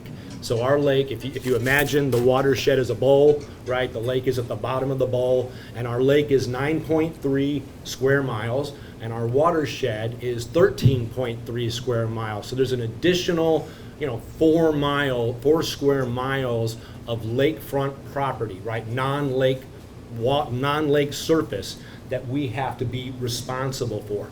Because like Jan said, if we have bad behaviors, we're gonna wind up with bad lake quality. And high lake quality, which we all want, right, is associated with lots of fish in the lake and fishing on the lake, swimming in the lake, not brown water, not smelly water, and loons on the lake. I love the loons. And it's associated with high property values. Only bad when it comes to taxes, but otherwise a good thing. And also it also leads to prosperous businesses. Gray and Wyndham have lots of great businesses, and they're prosperous because we have high lake quality. If we don't have that, everything goes the opposite way. The one thing that we wanted to make sure that we got across to you today is that there is the lake has a delicate balance, and it has every nutrient it needs already in it to sustain the fish and to keep the algae at bay, right? And like Jan was saying, if there's more nutrients that make their way into the lake, we're gonna upset that delicate balance, and we're gonna create a situation where the algae can grow uncontrolled, and we'll have a poor quality lake. So we have to be stewards of that balance. We have to delicately manage that balance. And the watershed, so Kevin, if you can do the next photo. Let's see, one more. That's our beautiful lake. And then, so that's the watershed that we're dealing with. Basically the red area around Gray to the north and Wyndham to the south. So that's our watershed, right? And again, everything from that watershed is draining into little Sebago Lake. We work with governments, and we're supported by not-for-profit agencies that are also charged with maintaining and protecting the soil and the water in Gray and Wyndham and the rest of Maine. And those include the Cumberland County Soil and Water Conservation District, the DEP, MaineLakes.org, Lake Stewards of Maine, and the towns of Wyndham and Gray, just to mention a few. But we work with them and try and help them promote policies and ordinances that will protect all the lakes and soil in their regions, but specifically for us, Little Sebago Lake. We used to have a formal watershed protection plan, and it was in place and expired in 2018. And the watershed protection plan, it's again developed by the governmental agencies with our assistance, and they identify within the watershed high, medium, and low impact sites, right, that are where erosion or pollution is occurring in the lake. And through that watershed protection plan, we are able to help remediate those sites, right, and eliminate the pollution and the erosion from draining into our lake. What happened, so in 2018, when the plan expired, we found that all the high priority sites had been remediated, right? They had been cleaned up and they were no longer a problem. And what we found we were left with were erosion and pollution control or pollution issues associated with road associations and us, right? The homeowners within our watershed, and specifically lakefront owners. So what do? What's our next step? Oh, and I'm sorry, if you can do another slide. Thank you, Kevin. So, what's our next step? Are we gonna, we're not gonna re-up a formal protection plan at this point in our, where we're at. They're very expensive, and we really feel that we could use the money better ourselves once we've identified sources of erosion or runoff, we can use that money ourselves to help remediate. And so just some notes on Lake Smart here. It shows that in 2023, I think it's 274 lakes, or 274 evaluations have occurred already, and there are 85 lakes that are participating, lake associations that are participating. And Kevin Ronan is going to tell you a little bit more about that in a second. But our action plan is going to be to address water quality issues within our watershed, to do self-help. And we're going to work with the people that are with road associations, and those people that are in charge of the communications for those road associations will be reaching out directly to you and coming to visit if we need to, and taking a look at the roads. And we'll work with our homeowners. And again, this is where we're really going to be focusing a lot on cleaning up the lake and protecting it, is with homeowners. And the way we're going to do that is with Lake Smart. And I'd like to introduce Kevin Ronan, who is our Little Sebago Lake Smart coordinator. Yeah, thank you. Thank you.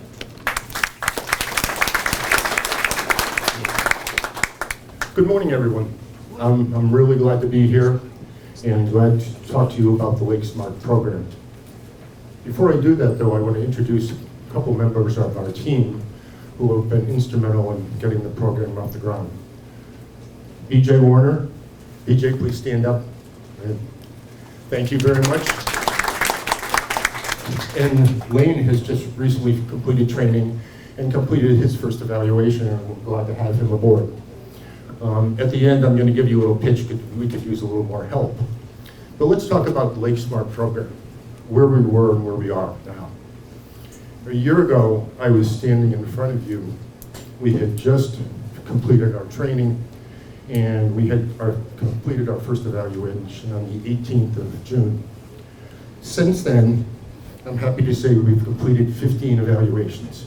Many of you are here today, and I want to thank you for participating.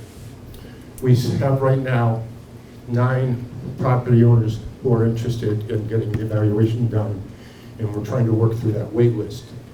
I'll be here after the meeting's adjourns, so if you have any questions or you want to sign up, please come see me.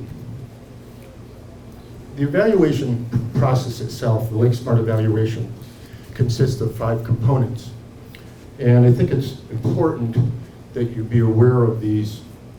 We cover the driveway, parking areas, outdoor structures, outdoor living space, shoreline, and the shoreline buffer zone.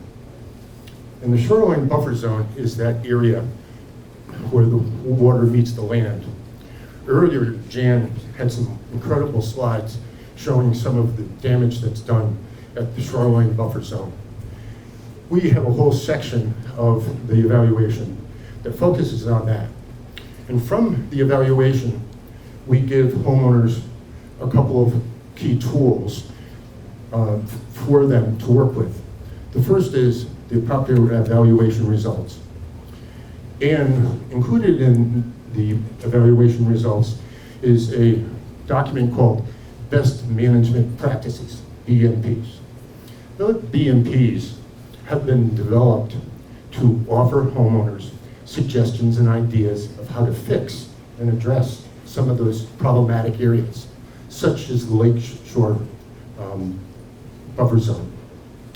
I want you to take a couple of moments when you have the opportunity, and go to Lake Smart on the website and take a look at best management practices. If you decide you're going to do an evaluation, you're interested in one, we'll talk a lot about BMPs at that time. I want to thank everybody for the encouragement, and I want to really thank Pam for giving me the opportunity to participate in working with others on the lake in a program that I've become very passionate about.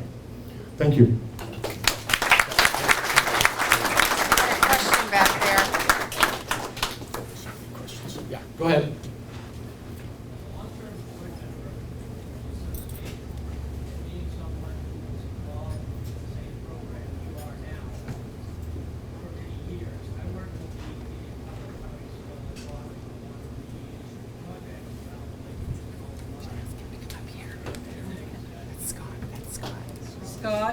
Scott, can you come forward? Maybe 'cause take we the can't hear you. microphone, yeah.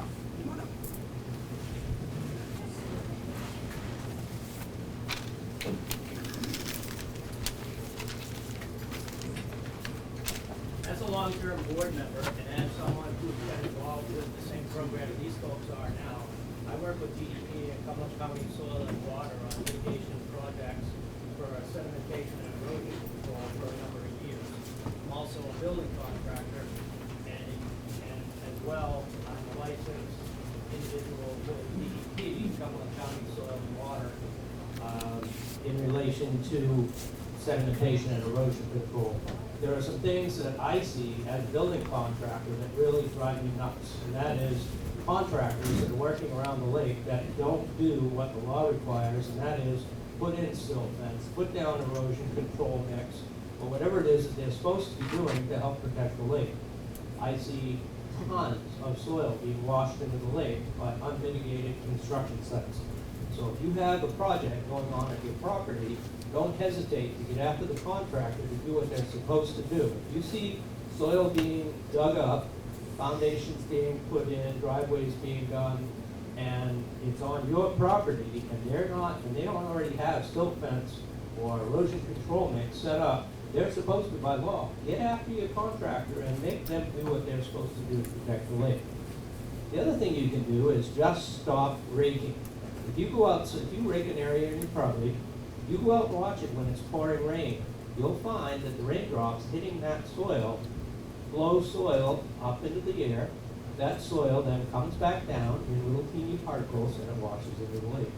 So rake less. There isn't any reason that you have to completely remove all the dust that's already there on your property that causes erosion and allows material to end up in the lake. So that's just a couple simple things that we all can do to help the situation. And they're right. What we saw this spring, I've been on the lake now for, my parents bought property here in '76, and the algae bloom that I saw this spring scared me. I have never seen that before. So we need to do whatever we can. Thank you.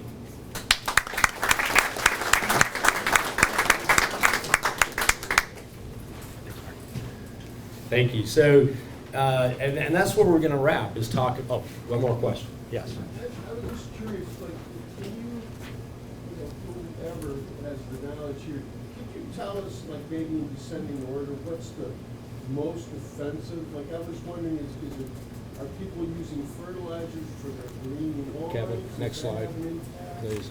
Is it just the natural? So thank you. erosion? Yeah, no, the question's perfect. I think if you want to take a look at the slide, this is from Maine Lakes.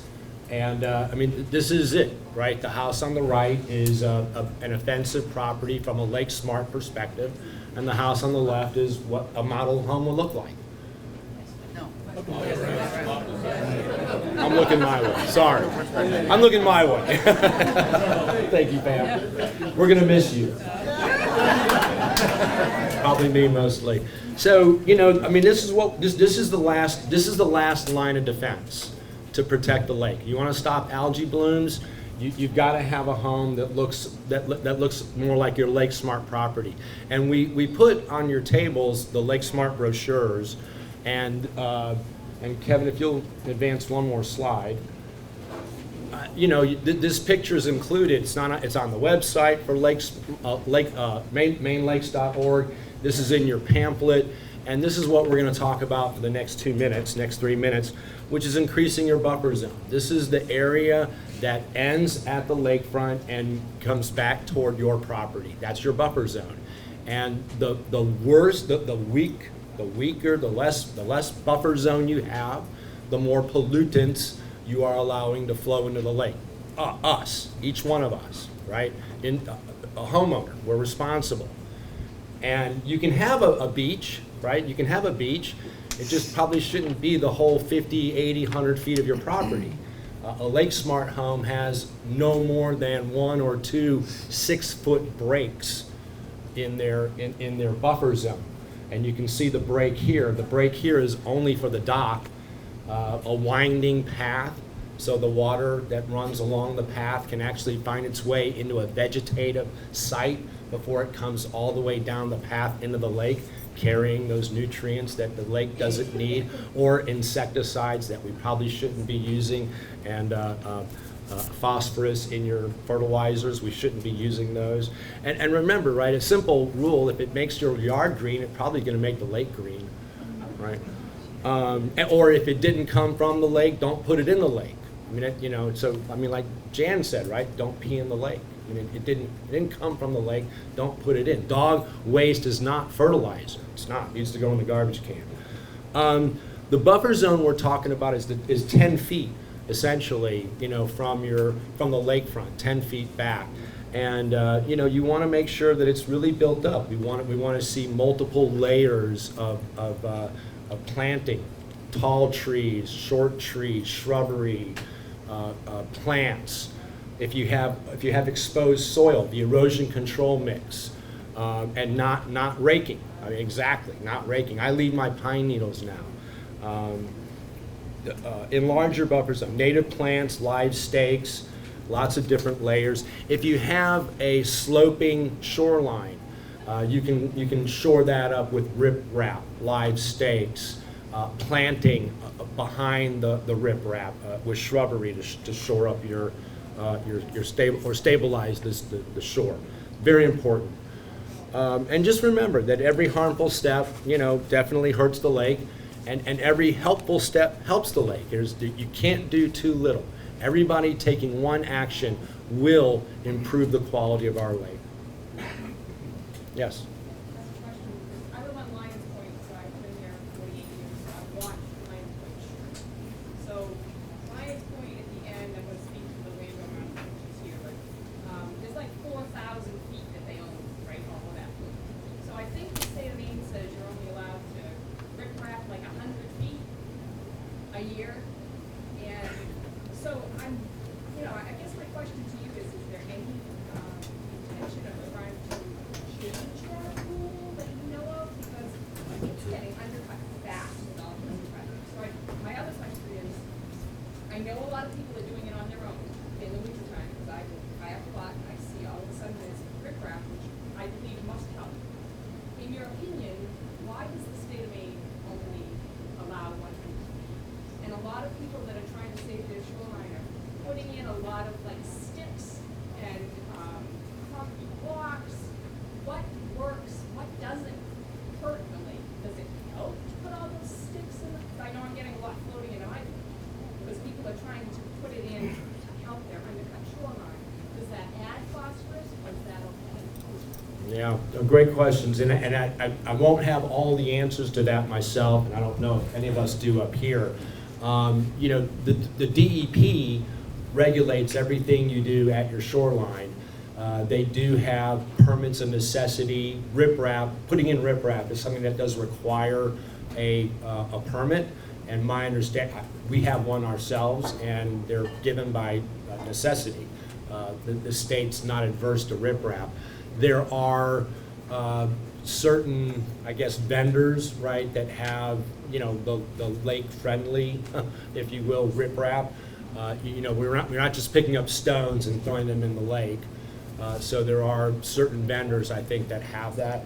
And I would say as well that, give me some time And as we, work through Lake Smart, I'm going to let Kevin take this over. We'll have a lot more answers and a lot more input around, the short undercut and how to deal with that, right?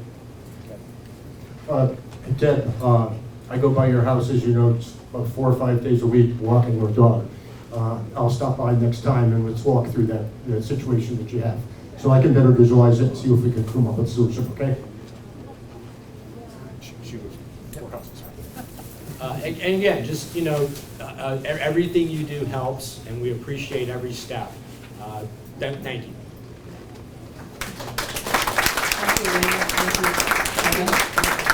I also will mention that we have a program too with rubber razors. If you have a hill and you want to divert some of that rainwater going to the left or right, we have a program with rubber razors that will divert that. Just contact info@littlespegolake.com and put rubber razor or something like that. We also, I will say, some of this buffering that we're talking about can be actually very aesthetically pleasing. So you can do plants and it can look good on your property. So think about other ways to make your property look good. Third thing is there's a thing called Rainy Day Survey, and if you, we'll have that on, I think that's on our website, I'm not sure, but if it's not, we'll put it on.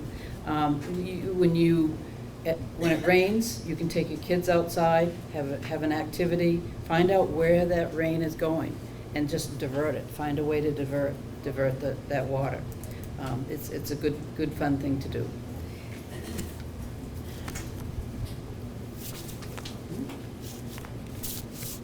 One more thing, we're going to have Cheryl talk about our celebration, centennial celebration, and then we'll move on to a few other things after that. Thank you, Pam. Yes, it is our centennial year. It is here, and we've got some fun events planned between now and the rest of the summer. Deborah Lavoie and her committee kicked off things spectacularly with the golf outing that was on June 24th. It was fantastic. Tomorrow, after today, we stay for a hot dog and hamburger afterwards today, but tomorrow we have at 10 a.m. we have the Blessing of the Lake, which is off of Deb Loomis Lafon's home, which is 32 Aquila. If you go, Yes, Deb to stand up. Deb, could you stand up, please?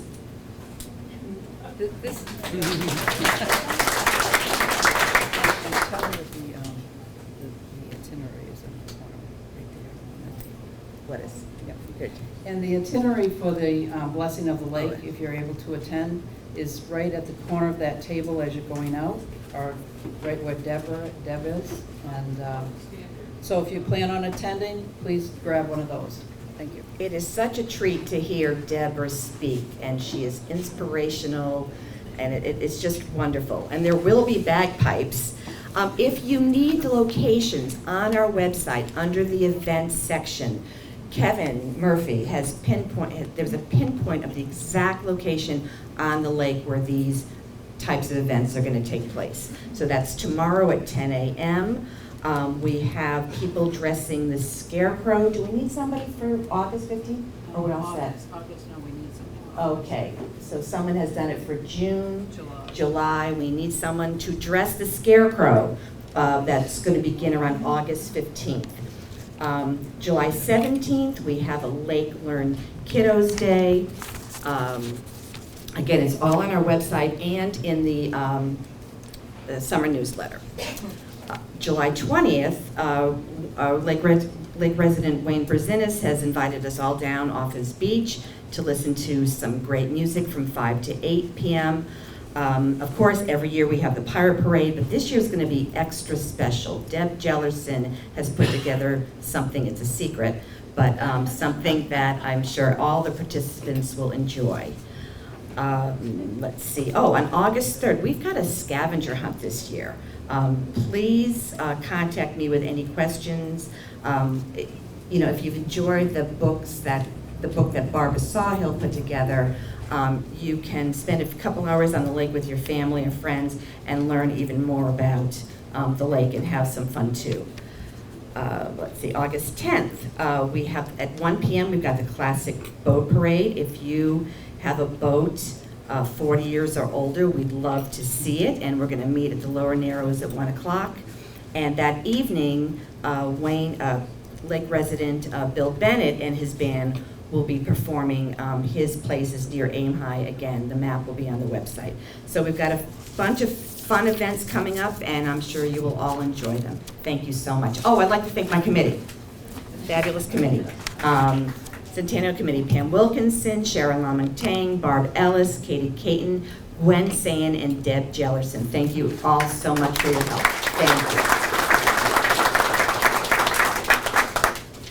Thank you. Thank you, Cheryl, for coordinating that the past two years or so. So at this time, we're pretty close to 11 o'clock, and we're going to do a little bit of a wrap-up. I think that what we'll do is, maybe we'll do the drawing. Yeah. First of all, the Ice Out winner this year was Linda Boyce, and I don't know if she's here. And if not, I'm going to move on now to the raffle drawing. You and me are going to share first. Oh, yeah. Says I can't start screen share while other participants are sharing.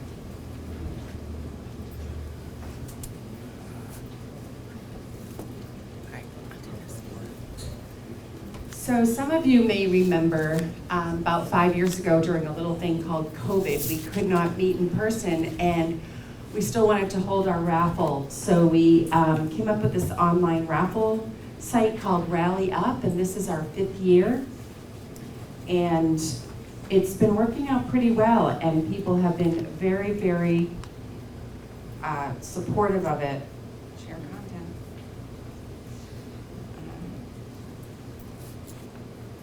Sorry.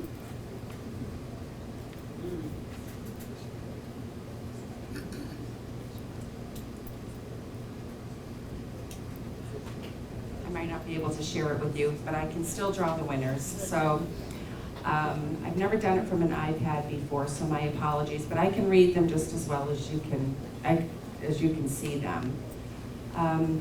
So this year we had a whole bunch of great prizes again, and a lot of our lake community members have actually donated like personal artwork that they've done, and artisan services, baked cookies. LL Bean, Andy Mayo offers us his discount from LL Bean so that we can have these fabulous prizes available to you. And we even have an amphibious airplane ride this year, which for those of you who don't know what that is, it doesn't actually have skis. The plane just lands on its belly. I didn't bid on that personally, but I can't wait to talk to the person who does it. That's from the Rohrback. So, okay, so I'm gonna go ahead and draw them. I'm sorry I can't share it live, but, oh my goodness, I see somebody right here. All right, the winner of the Lakeside Custom Wood Creation is Alice Oldford.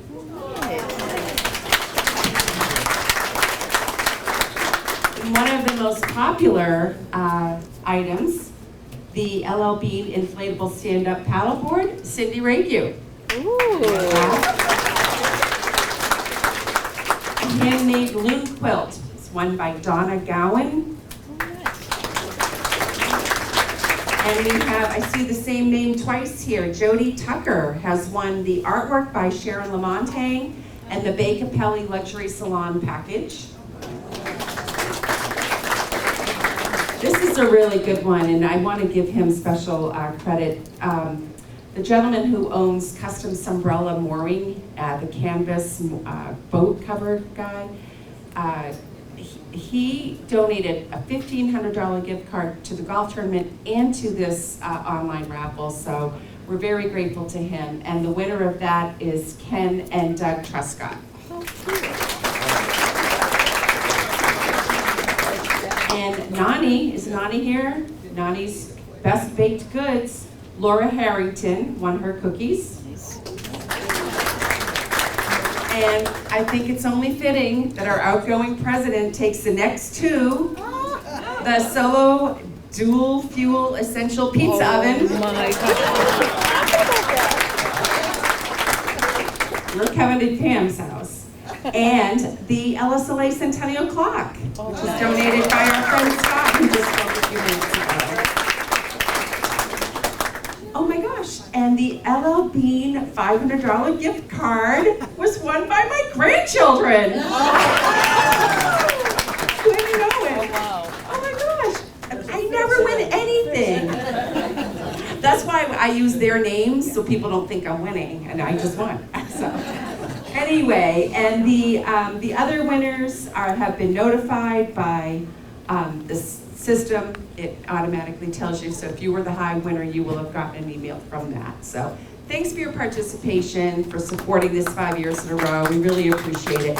And we brought in $8,200 this year. Thank you, Deborah. This is always exciting. I think everybody looks forward to this part of the meeting. As we leave, I welcome you to join us for the barbecue. We have hamburgers, hot dogs. There's an open cash bar as we take this down. So I welcome you to join us and have some social hour. I think they're going to set up here so that we can eat inside, so it's nice and cool. So socialize a little bit, and they'll start bringing out the food for you. Okay? Oh, just one moment. But question. I'm the first timer here today, so I've not met the vast majority of the people here. I recently had a chance to meet Barbara Sawhill, who I will say was an incredible inspiration to me just to get me here today. But the particular issue that I crossed paths with Barbara on related to something that a short article that Barbara wrote in the annual Lake Association brochure regarding light pollution, and that's kind of what brought me here today. And so this is my first trip here today. It won't be the last trip. Good. And so I got to talking with Barbara a little bit about both our love for the lake, our love for the water, and she said, "Pam, it's all about the water." Yeah. And we have an amazing resource in the water, but we also have another amazing resource that people often don't notice, which is that if you step outside at night here, we are far away from most big city light pollution. And so we get to see a beautiful night sky where the Milky Way is visible, but it's a resource that we're losing. It's just like any other resource. So I talked to Barbara about, what can we do? And so I just have to bring. Okay, here. Here. Yeah, just a second. Thank you.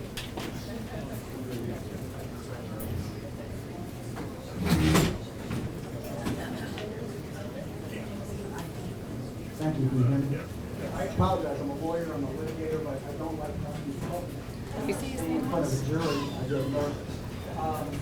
So Barbara was an inspiration to get me out of here. Thank you again, Can you put the mic up to your mouth? Yeah.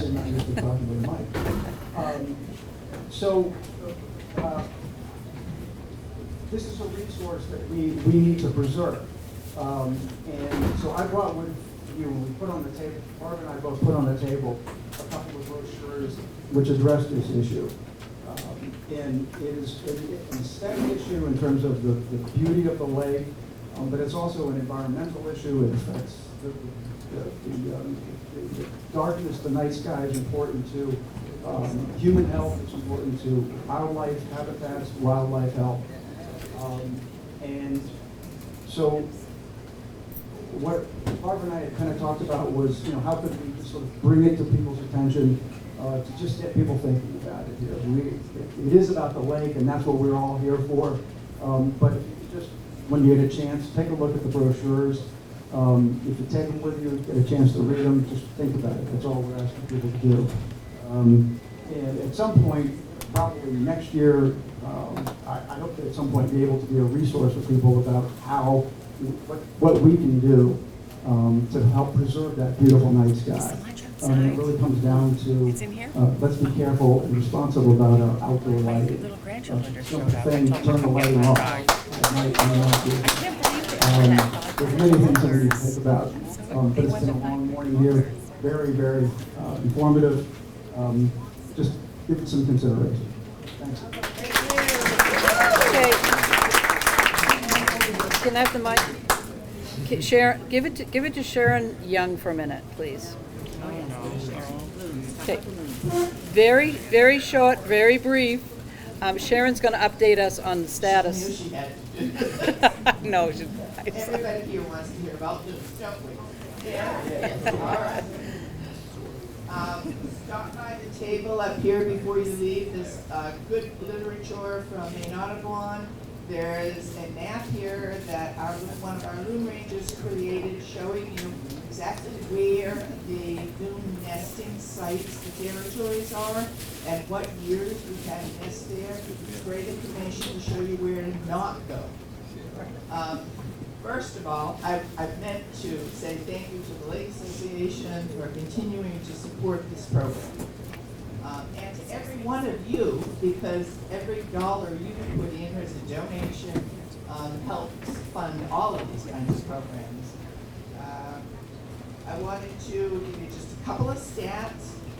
I started monitoring loon productivity, how many nests, how many chicks, back in 2015.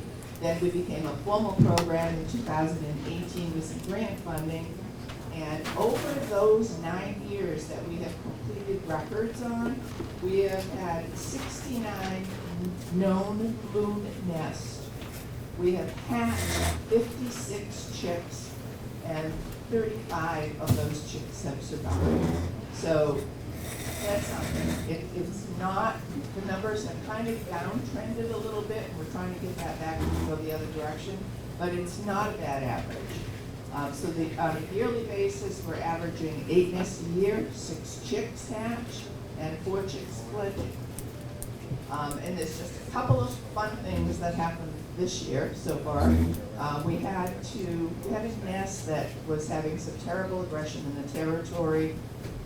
Just at the time the chicks were hatching, the male parent was evicted from his territory. The female parent just couldn't do this on her own, would not sit on her nest.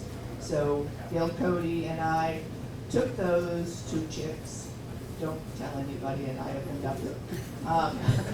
And we put them in rehab to see if they could survive. One of them did and is still alive. And he'll come back to the lake after Labor Day, sometime in the fall, and be released with our other chicks. The other rescue we did this year was Betty Payton responded to a call from one of our milfoil drivers, saw a chick off their dock, and also saw the parents with a chick that belonged in that area, and said, uh-oh. So she reached out to us, we got Betty over there, recovered that little chick who actually belonged in the Hull Cove family, and it was when we were having that terrible windstorm, had washed away from its own territory into the adjoining territory, which would have meant certain death for that chick. So we were able to contain him, thanks to Cheryl, and get him, thanks to Betty, back to his family, where he was reunited with his parents. So that was a very happy ending. And then the funny one that we really weren't part of, but we read about and actually saw the loon come back to the lake. One of our male loons from down in Sheldrake Cove, again, was evicted from his territory by 2 unbanded loons that had come to the lake. And he tried to fly off, only to crash land on the pavement somewhere in Wyndham. He only had some minor abrasions on his legs. They quickly treated him, brought him back, and released him back on the lake at the boat ramp. So we've named him Crash. And that's it. I've got a dozen rangers here. I'm not going to take your time introducing them, but there is a flyer up here which has the names of all of our rangers and where on the lake they are.